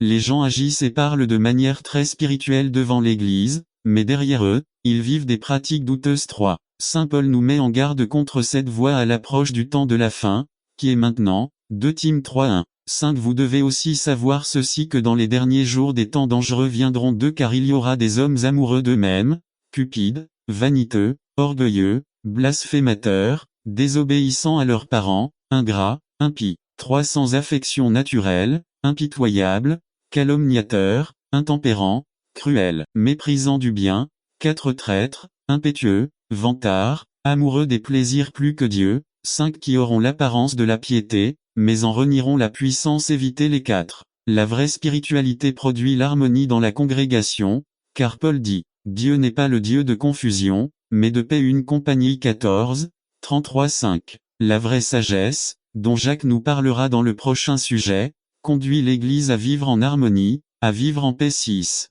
L'Esprit du Christ est celui qui édifie, construit, encourage, réprimande, avertit le tout dans le but d'amener chacun à l'unité de foi en préparation du grand jour où apparaîtra celui qui nous a appelés à sa merveilleuse lumière. N'attendez pas qu'il soit trop tard. Devenez membre de la chaîne Today et bénéficiez de réconfort et de soutien dans les moments difficiles. Cliquez sur le lien dans la description de la vidéo. Mardi 9 avril 2024 page 4-7. D'ici là, vivons la vie chrétienne à l'ombre de la croix. Que la grâce du Christ soit la source de notre comportement. N'attendez pas qu'il soit trop tard. Devenez membre de la chaîne Today et bénéficiez de réconfort et de soutien dans les moments difficiles. Cliquez sur le lien dans la description de la vidéo. Mardi 9 avril 2024 page 5 Vraie et fausse sagesse, résumé. Simple connaissance n'est pas mon objectif. 1 Corinthiens 8:1. Ce n'est pas seulement la connaissance de la vérité divine que je recherche. C'est de l'amour de la vérité de Dieu dont nous avons besoin. Ni la bonne ni la mauvaise théologie ne nous donne la connaissance de Dieu qui change le cœur d'une personne. Psaume 34, 8. Il existe une connaissance qui ne s'acquiert qu'en l'aimant. 5 secondes avec du miel sur la langue vous en apprendront plus sur la douceur qu'un cours de 10 heures sur le goût du miel. Tant que vous n'aurez pas goûté à la douceur de Dieu, toute la théologie du monde ne changera pas votre âme. Conclusion. En conclusion, ne soyez pas offensés par la parole de Dieu si vous ne parvenez pas à la comprendre pleinement. Au lieu de cela, appréciez avec admiration la grandeur de Dieu et soyez humiliés devant lui. Goûtez sa bonté et sa gloire dans sa grandeur. N'attendez pas qu'il soit trop tard. Devenez membre de la chaîne Today et bénéficiez de réconfort et de soutien dans les moments difficiles. Cliquez sur le lien dans la description de la vidéo. Mardi 9 avril 2024 page 3 Girtowin résumé. L'importance d'être préparé pour la bataille contre l'ennemi. Connaissez les armes de votre milice par Carlos Rio Texte. Éphésiens 6 10-11 Introduction. Nous devons nous habiller convenablement. Aucun soldat n'apparaît sur le champ de bataille avec un quelconque vêtement. Les vêtements ont été préparés par Dieu lui-même, car autrement il ne résisterait pas aux attaques de l'ennemi. Il les a préparés à aller sur le champ de bataille et non seulement à l'affronter mais à le vaincre. Nous sommes volontairement soldats du Christ. Nous luttons contre le péché. Christ a remis la victoire entre nos mains. Col. 2, 15, 2. Objectif de bataille. Connaissez leurs astuces. Enlever ce qui nous appartient. 1. Prière, jeûne et intersection continue. C'est être capable de résister et d'être ferme. L'ennemi peut nous faire tomber à terre dans la position que nous occupons mais il ne peut pas gagner la guerre contre nous. 2. Résister les mauvais jours. Lorsque le conflit doit être plus dur, à cause de persécutions ou de procès. Une de ces machinations est de nous convaincre que nos adversaires sont humains. C'est pour cela que nous ne pouvons pas sortir avec une partie de notre équipe. Qu'était-ce qu'une armée? Et comment fonctionnait-il? Les soldats de l'armée se sont regroupés en troupes bien organisées sous les ordres d'un chef. Contre Benjamin, lorsqu'il était prêt à se battre, les Israélites consultèrent Jéhovah Juge 20-23,27, 28. C'est contre les Philistins, si le conflit ne pouvait être évité, ils invoquaient l'aide de Dieu en offrant des sacrifices. 1 Sam 17, 8,9, 13. Des éclaireurs ont été envoyés pour connaître la capacité de résistance. N'attendez pas qu'il soit trop tard. Devenez membre de la chaîne Today et bénéficiez de réconfort et de soutien dans les moments difficiles. Cliquez sur le lien dans la description de la vidéo. Mardi 9 avril 2024 page 1 Diverses techniques ont été utilisées. 1. Surprise. Abraham libère l'eau. Il est tombé sur économiser et placé sur un compte bancaire spécial pour être dépensé plus tard. Vous êtes seulement autorisé à le dépenser, sagement ou bêtement, mais vous devez en faire quelque chose. Vous pouvez en profiter ou vous pouvez le gaspiller. En tant que chrétiens responsables, nous devons apprendre à gérer notre agenda avec soin tout en protégeant notre liste de priorités. Il y a des personnes ou des situations qui voudront nous écarter de notre chemin. Jésus ne l'a pas permis. Lazare, son ami proche, tomba malade. Marie et Marthe, ses deux sœurs, envoyèrent dire à Jésus d'aller là où elles étaient car sa présence était urgente. Cependant, Jésus resta encore 2 jours à l'endroit où il se trouvait. Jean 11:6. Ils étaient en colère. Si vous aviez été ici, mon frère ne serait pas mort, se plaignent-ils en le voyant arriver. Jésus a délibérément retardé son arrivée. Il a gardé son propre agenda. Je respecte fermement leur époque. Il n'a pas permis aux autres de l'éloigner de son chemin. Il a sauvegardé sa liste de priorités. Le leader chrétien doit éviter les distractions. Écrivez votre liste quotidienne de choses que vous devez faire. Protégez votre calendrier. Faites bon usage de votre temps comme Paul le recommande dans Éphésiens 5 15,16. 15 Faites donc attention à votre manière de marcher, non pas comme des insensés, mais comme des sages. 16 En utilisant au mieux votre temps, car les jours sont mauvais. 17 Ne soyez donc pas insensés, mais comprenez, quelle est la volonté du Seigneur. Horloge, ne marque pas les heures, voilà comment commence une chanson ancienne et bien connue. Cela semble aussi être la phrase que beaucoup expriment directement ou indirectement aujourd'hui. Je n'ai pas le temps. C'est la plainte de la plupart des gens. Tout semble indiquer que beaucoup ne disposent pas de suffisamment de temps 365 jours par an, 7 jours sur 7 ou 24 heures sur 24 pour mener à bien leurs activités et leurs engagements. Ils commencent la journée et n'ont pas assez de temps pour se préparer et aller travailler. Dans le bus, nous voyons les femmes qui finissent de se peindre et de se coiffer. Dans les véhicules, nous avons observé les hommes finir d'ajuster leur cravate. Les gens marchent vite dans les rues, les conducteurs n'attendent pas que le feu passe au vert pour continuer, ils passent au rouge. Les mères courent littéralement avec leurs enfants le matin pour qu'ils arrivent à l'heure à l'école. Dans les entreprises, on demande tout hier. De combien de temps avons-nous vraiment? N'attendez pas qu'il soit trop tard. Devenez membre de la chaîne Today et bénéficiez de réconfort et de soutien dans les moments difficiles. Cliquez sur le lien dans la description de la vidéo. Mardi 9 avril 2024 page 4 1 jour 24 heures 7 jours 168 heures 30 jours 724 heures 356 jours 8760 heures, 525 600. 31 536 000 secondes de l'année. Je ne comprends toujours pas pourquoi il y a des gens qui disent qu'ils n'ont pas assez de temps pour pouvoir travaux sur la construction. Il peut être qu'ils n'ont pas le temps ou il peut être qu'ils ne savent simplement pas notre place. L'une des choses les plus difficiles auxquelles j'ai jamais été confronté est l'agonie de la trahison de la part d'une personne très proche de moi. Jésus sait tout de la trahison et combien elle fait mal, parce qu'il en a fait l'expérience sur terre en tant qu'homme.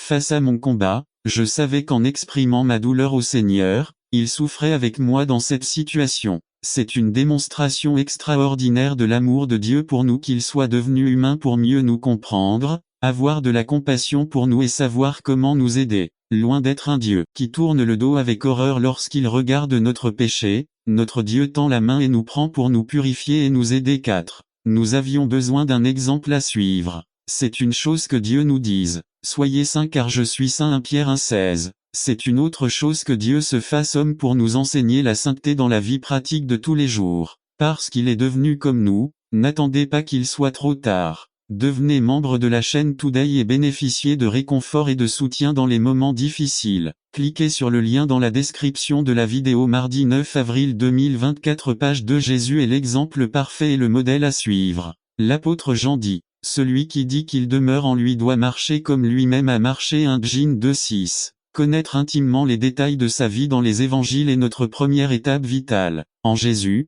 nous voyons ce que signifie vivre et évoluer dans ce monde entièrement par la puissance de l'Esprit de Dieu. Cela inclut l'exemple de Jésus sur la façon dont il a résisté à la tentation. Même si nous avons tendance à penser qu'il a pu résister parce qu'il était Dieu. L'Évangile selon saint Luc souligne qu'il l'a fait en fonction du Saint-Esprit. Luc 4 1 à 14. La dépendance de Jésus à l'égard du Saint-Esprit tout au long de son ministère de 3 ans est pour nous un exemple que nous pouvons aussi compter sur le Saint-Esprit qui nous habite. Son humanité et la mienne. La doctrine de l'humanité de Jésus est vitale pour la foi chrétienne. Si Jésus n'était pas devenu humain, il n'y aurait pas de pardon des péchés et, par conséquent, il n'y aurait aucune possibilité d'avoir une relation avec Dieu. Mais il y a bien plus encore. Le fait que Jésus était un homme parfait change ma façon de prier. Je sais qu'il me comprend et me comprend. Mais quand je suis tenté, je sais qu'il a fait face à cela aussi me réconforte quand je suis triste.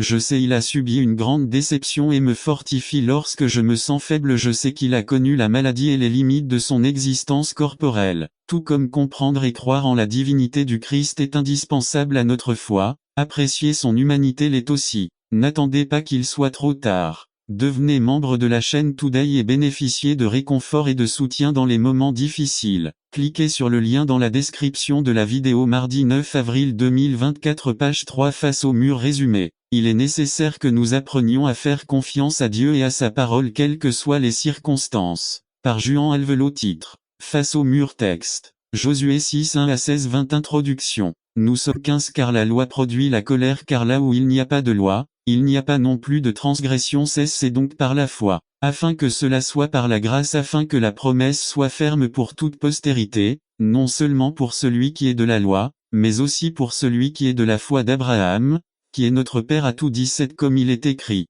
je t'ai fait père de nombreuses nations devant Dieu, en qui il a cru qui donne la vie aux morts et appelle ce qui n'est pas ce qui est, n'attendez pas qu'il soit trop tard. Devenez membre de la chaîne Today et bénéficiez de réconfort et de soutien dans les moments difficiles. Cliquez sur le lien dans la description de la vidéo. Mardi 9 avril 2024 page 2-18 Il crut en l'espérance contre l'espérance, afin de devenir le père de nombreuses nations, selon ce qui lui fut dit. Ainsi sera ta postérité. 19 Et il ne s'affaiblit pas dans la foi, et il ne considéra pas non plus son corps comme mort il avait maintenant presque 100 ans. Ni le ventre mort de Sarah vint il ne doutait pas non plus de la promesse de Dieu avec méfiance mais il était fort dans la foi, rendant gloire à Dieu, 21 Pleinement convaincu que tout ce qu'il avait promis, il était aussi capable de le faire 22 C'est pourquoi cela a aussi été attribué à la justice 23 Et ce n'est pas lui seul qui a écrit que cela lui était imputé 24 Mais aussi pour nous, à qui cela sera imputé, c'est à dire pour nous qui croyons en celui qui a ressuscité d'entre les morts Jésus notre Seigneur, 25 Qui a été livré pour nos offenses, et qui est ressuscité pour notre justification. B. Maintenant, que faisons-nous? On dirait que nous avons des ennuis. Comprenez-vous la raison du débat entre la foi et les œuvres? C'est à nous d'étudier par nous-mêmes si la question est la foi ou les œuvres. La foi sans les œuvres ou la foi et les œuvres 1. Nous ne pouvons continuer sans vous rappeler le principe que nous avons étudié dans le cours Principe d'interprétation biblique. Le texte doit être compris dans son contexte. Vous ne pouvez pas étudier Jacques à la lumière de Paul ou vice-versa 2. Luther a commis l'erreur de rejeter l'épître de Jacques en la comparant à l'épître aux Romains. D'autres théologiens ont continué à se tromper dans leur interprétation de Jacques parce qu'ils ont fait de Jacques 2 14 à 26 le cœur de l'épître 3. Mais lorsque nous étudions Jacques dans son contexte, nous réalisons que Jacques 2 14 à 26 n'est qu'une illustration du point principal formulé en 1 27. La religion qui est pure et irréprochable devant Dieu et le Père est la suivante: visiter les orphelins et les veuves dans leur tribulation, et de se garder irréprochable de ce monde 4. Nous ne rendons pas justice à Jacques lorsque nous séparons ce passage du contexte général de son épître. Nous ne devrions pas, par exemple, lire 2.14 sans avoir vu au préalable 2.13 où il est dit que la personne sans miséricorde opère dans un domaine sans foi, même si à un moment donné elle a manifesté intellectuellement sa foi en Christ. 2. La foi ça marche, à quoi ça sert? Une question rhétorique que Jacques aurait pu poser est, comment celui qui prétend avoir la foi, mais lorsqu'un riche entre dans la congrégation, demande la douleur de ta grossesse. Dans la douleur tu enfanteras des enfants et tu désireras ton mari, et il dominera sur toi 3. 17 Et il dit à l'homme, parce que tu as obéi à la voix de ta femme, et que tu as mangé de l'arbre dont je t'ai commandé, en disant, tu n'en mangeras pas, le pays sera maudit à cause de toi. Dans la douleur, tu en mangeras tous les jours de ta vie 3. 18 Elle produira pour vous des épines et des chardons, et vous mangerez des plantes des champs 3. 19 À la sueur de ton visage,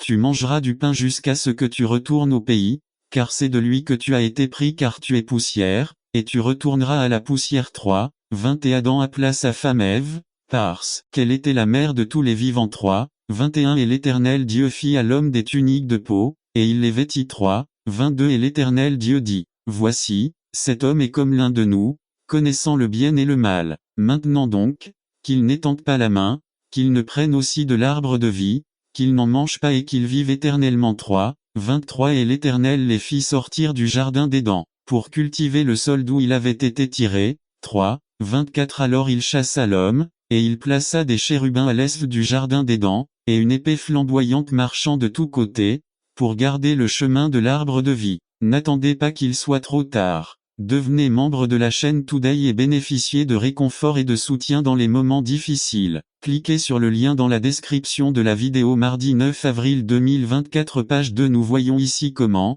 avec tristesse et douleur dans son cœur, Dieu doit sortir l'homme du jardin d'Éden et le chasser de ses contours, sur la base de la désobéissance et de la rébellion qu'il a manifestée à son commandement. 3 principes d'autorité. Le principe d'autorité est la soumission. Il ne peut y avoir d'autorité sans soumission à une autorité supérieure. Luc 7:8.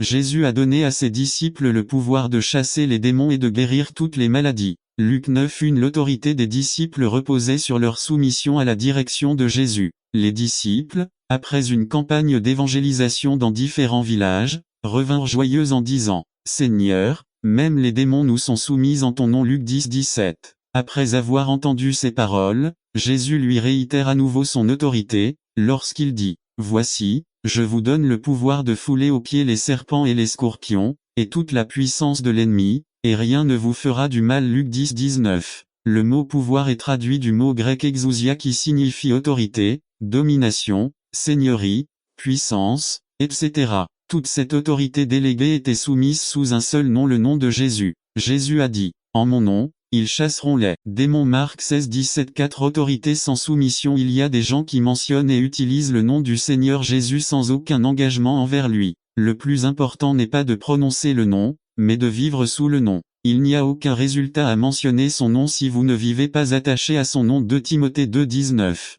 Les ténèbres et l'occulte n'appartiennent pas au royaume de la lumière. Le Seigneur veut que nous marchions dans la lumière comme lui est dans la lumière. Les lieux secrets sont sombres, nauséabonds, lugubres et terriblement dangereux. Où allons-nous? Quelle maison visitons-nous? Dans quel but? Que voient nos yeux à l'aube à la télévision? Quelles choses gardons-nous secrètes? Renouveler la plénitude du zèle, c'est renoncer aux lieux secrets. 7. Soyez prudents en jouant avec intégrité. 2 Rois 5:25. Votre serviteur n'est allé nulle part lorsque Géasi est entré dans l'endroit où se trouvait Élisée. Il lui a demandé où était Géasi et il a répondu très cyniquement: Votre serviteur n'est allé nulle part. Lorsque nous perdons notre intégrité, nous nous trouvons sur la fine couche de glace du lac de perdition et, à tout moment, cette couche sera brisée. Non, je n'étais pas là. Non, je n'ai pas vu cette personne depuis des jours. Le plus triste dans cette affaire est que le même passage dit: Il entra et se tint devant son maître. Combien de serviteurs qui possèdent déjà et visitent des lieux secrets entrent et se tiennent devant leur Seigneur comme si de rien n'était. Ils exercent leur ministère depuis les chairs comme s'ils n'avaient rien fait de mal,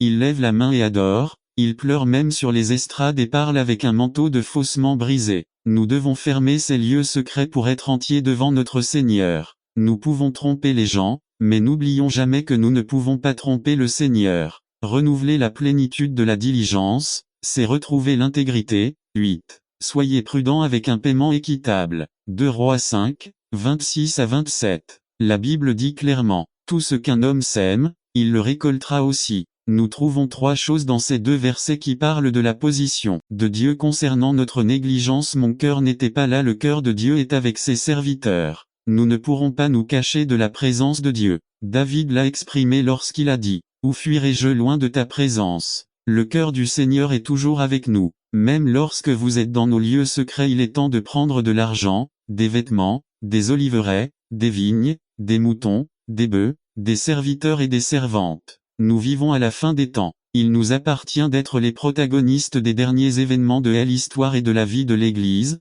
C'est pourquoi nous n'avons plus le temps de nous consacrer à notre propre bénéfice personnel. Il y a une tâche qui n'est pas encore terminée et c'est à nous de la terminer. C'est pourquoi, parce que vous n'avez pas respecté ma présence, alors que mon cœur y était, et parce que vous n'avez pas respecté l'urgence de la mission qui vous a été confiée, sans prêter attention à ce qui a été dit. La lèpre de Naaman restera pour toujours sur toi et sur ta descendance. Quand je glisse, non seulement je suis touché, mais mes descendants aussi. Et dans certains cas, c'est pour toujours. Dans de nombreux cas, Dieu a supprimé l'onction des serviteurs sans retour. Renouvelons la diligence en réfléchissant et en revenant aux anciens chemins. Renvoyons notre regard et notre cœur à Hébreux 2:1. C'est pourquoi nous devons faire plus. H4 Garder nos yeux sur Jésus. Résumé. L'importance de garder nos yeux sur Jésus et ce qui se passe lorsque nous ne le faisons pas. Par Greg Waddell. Regardant Jésus. Regardez vers Jésus, l'auteur et le perfectionneur de la foi, qui, pour la joie qui lui était proposée, a enduré la croix, méprisé l'ignominie,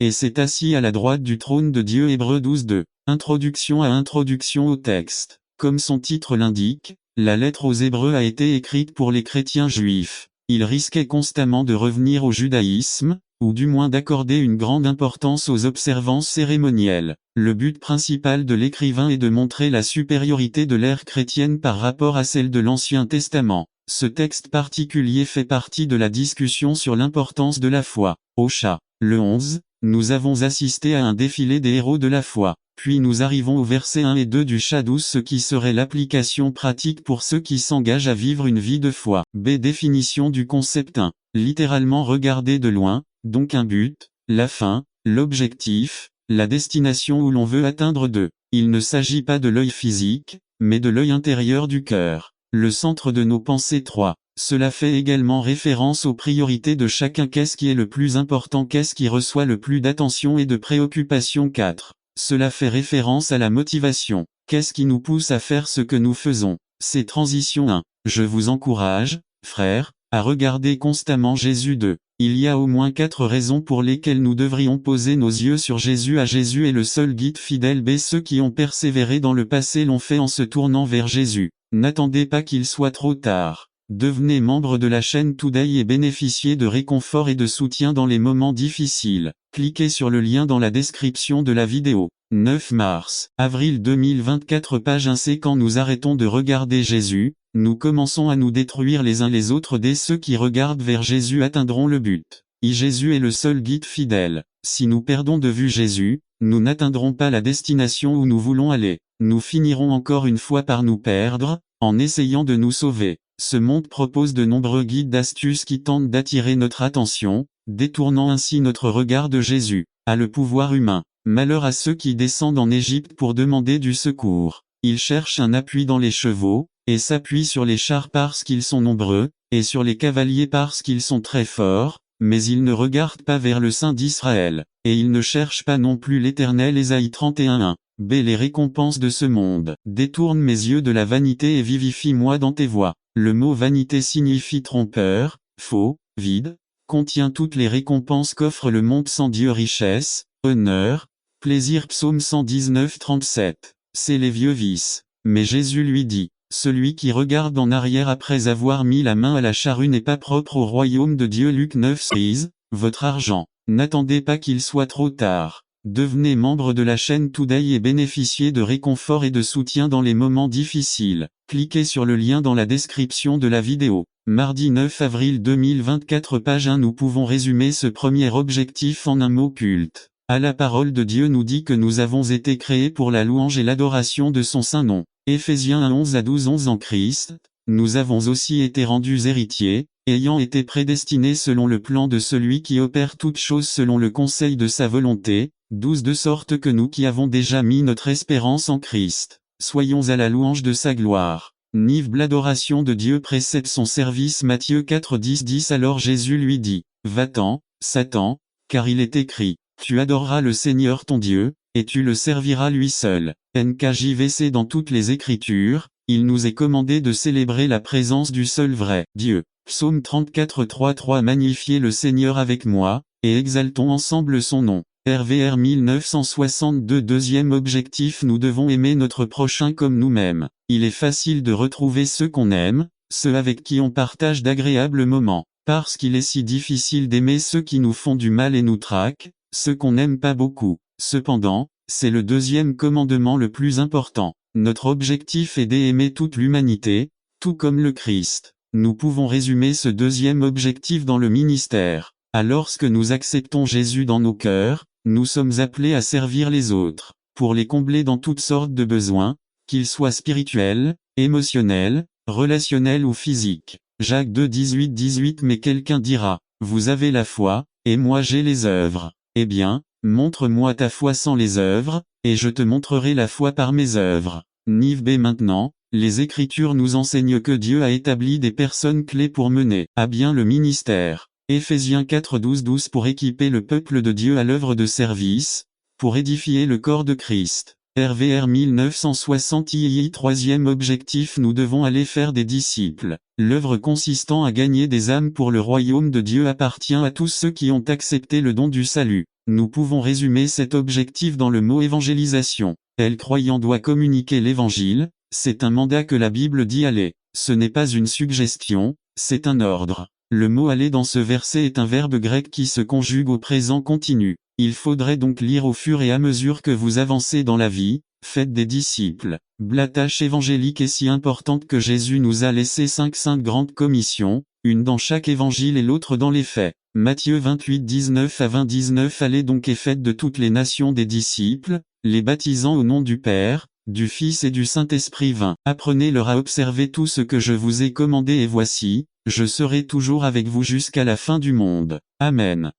Ma fille. Conclusion. En tant que parents, nous devons faire attention à la formation que nous donnons à nos enfants. Dans ce processus, nous devons respecter leur individualité et nous efforcer de maintenir un climat chaud et sûr où nos enfants peuvent se développer sainement. La formation a besoin d'éléments qui ne s'achètent pas avec tout l'argent du monde, comme l'amour, des règles et des limites basées sur les valeurs et les principes de la parole et des paroles d'encouragement. Ils commencèrent à amener des enfants à Jésus pour qu'ils les touchent, mais les disciples réprimandèrent ceux qui les amenaient. Quand Jésus s'en rendit compte, il s'indigna et leur dit, « Laissez les enfants venir à moi, et ne les empêchez pas, car le royaume de Dieu appartient à ceux qui leur ressemblent et après les avoir embrassés, il les bénit en posant ses mains sur eux. » Marc 10, 13 à 16 Tous les enfants ont le droit d'être protégés contre toute forme de préjudice ou d'abus physique, mental ou sexuel, de négligence ou de traitement négligent. Article 19 Droits des enfants N'attendez pas qu'il soit trop tard. Devenez membre de la chaîne aujourd'hui et obtenez du réconfort et du soutien dans les moments difficiles. Cliquez sur le lien dans la description de la vidéo.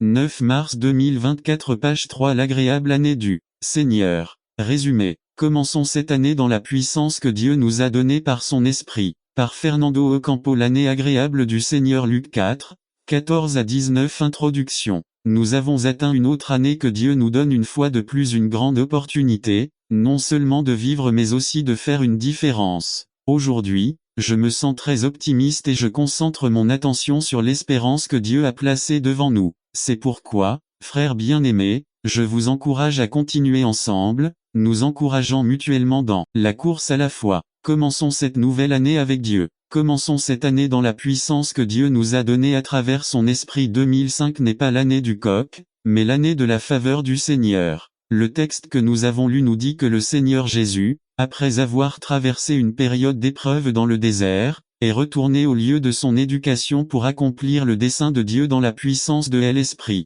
Ce n'est pas que Dieu ait plusieurs desseins, mais que dans le dessein de Dieu, chacune de nos vies a une tâche spécifique à accomplir. Non pas dans notre force mais dans la puissance et la plénitude de l'Esprit du Christ. Transition. La situation de notre monde exige de nous premièrement une vie de prière et deuxièmement une vie soumise à la Seigneurie du Christ. C'est là que le dessein de Dieu s'accomplit dans nos vies. 1. Le Seigneur Jésus commence son ministère non seulement dans la puissance de l'Esprit mais aussi ayant un peuple avec des gens difficiles autour de lui. L'année agréable du Seigneur signifie que Dieu prolonge encore sa patience envers notre monde et qu'au milieu de tous les obstacles, il réalisera son plan rédempteur pour l'humanité. L'année acceptable du Seigneur signifie que Dieu nous donne une autre occasion de recommencer, de réévaluer notre vie, nos priorités et nos objectifs. Dans l'accomplissement de sa mission et richesse, savait que celle-ci ne lui serait finalement pas utile. Dans Ecclésiaste 2, 18 à 19, il nous dit que les biens que nous laissons derrière nous restent entre les mains de gens insensés qui prendront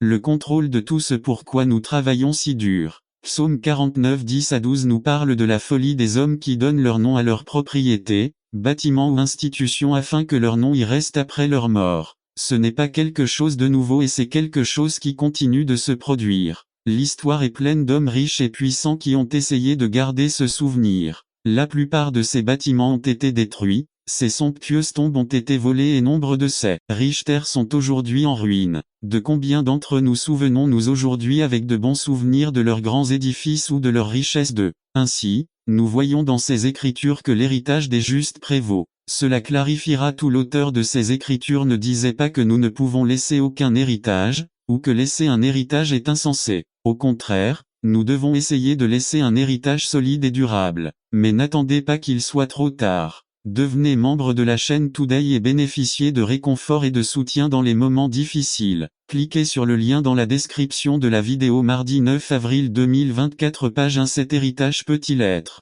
L'Écriture nous enseigne ce qui durera dans ce monde et dans l'autre. Exemple, Abraham a laissé un héritage de foi qui a influencé ses descendants et qui nous aide encore aujourd'hui. L'héritage du roi David n'était pas ses richesses, son royaume ou sa grande ville, mais la grande fidélité qui a donné une lignée à notre Messie. Plusieurs apôtres ont perdu richesse et influence, par exemple Matthieu, Paul, mais ont contribué à créer un héritage qui, 2000 ans plus tard, est toujours mondial. Certains peuvent encore se demander pourquoi un héritage de bonnes œuvres vaut-il plus qu'un héritage de richesse ou de pouvoir. Même les bonnes œuvres et les actions justes ne seront-elles pas oubliées, surtout si nous les accomplissons en secret, comme nous l'enseigne la Bible. Dans Matthieu 6, 19 à 20, Jésus nous a appris à conserver nos trésors dans le ciel.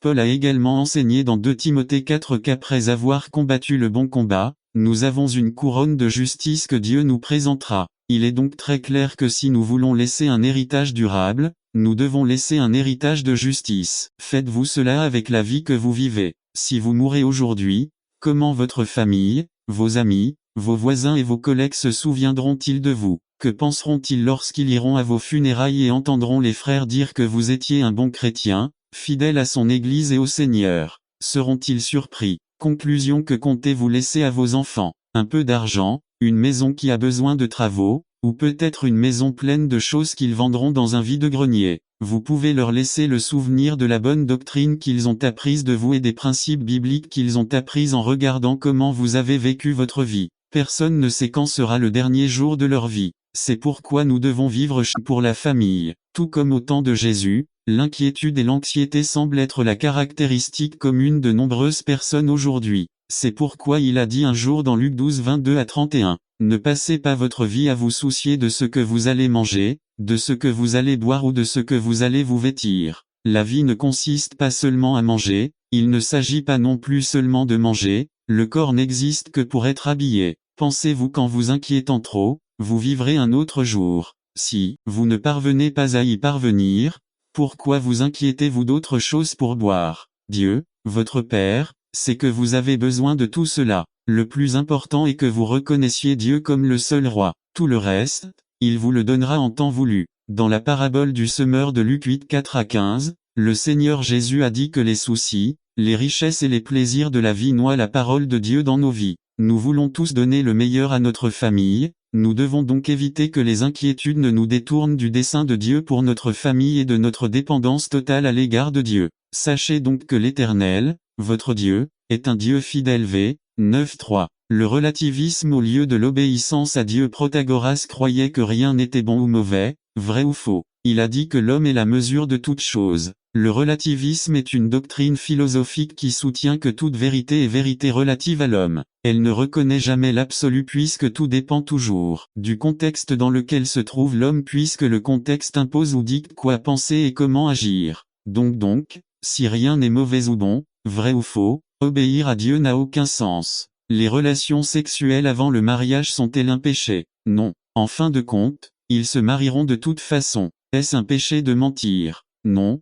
Tous les mensonges ne sont pas mauvais, il y a des mensonges pieux. La promiscuité est-elle un péché? Non. N'attendez pas qu'il soit trop tard. Devenez membre de la chaîne Today et bénéficiez de réconfort et de soutien dans les moments difficiles. Cliquez sur le lien dans la description de la vidéo. Mardi 9 avril 2024 page 2 à condition que les précautions appropriées soient prises pour éviter de contracter des maladies vénériennes. Cette semaine, les informations recherchaient un homme séropositif. Le crime n'était pas que cet homme ait eu des relations sexuelles avec des femmes et des hommes. Son crime, c'est de ne pas avoir dit à ces gens qu'il était porteur du sida. Il n'est donc pas surprenant de trouver des foyers insatisfaits, des mariages frustrés et des adolescents confrontés à des problèmes qui vont de la recherche d'identité, ce qui est normal, jusqu'au suicide extrême. Le contexte et la culture ne devraient jamais conditionner notre obéissance aux commandements de Dieu. Le péché est un péché, point final. Faites attention mes frères. La désobéissance à Dieu nous rend froid,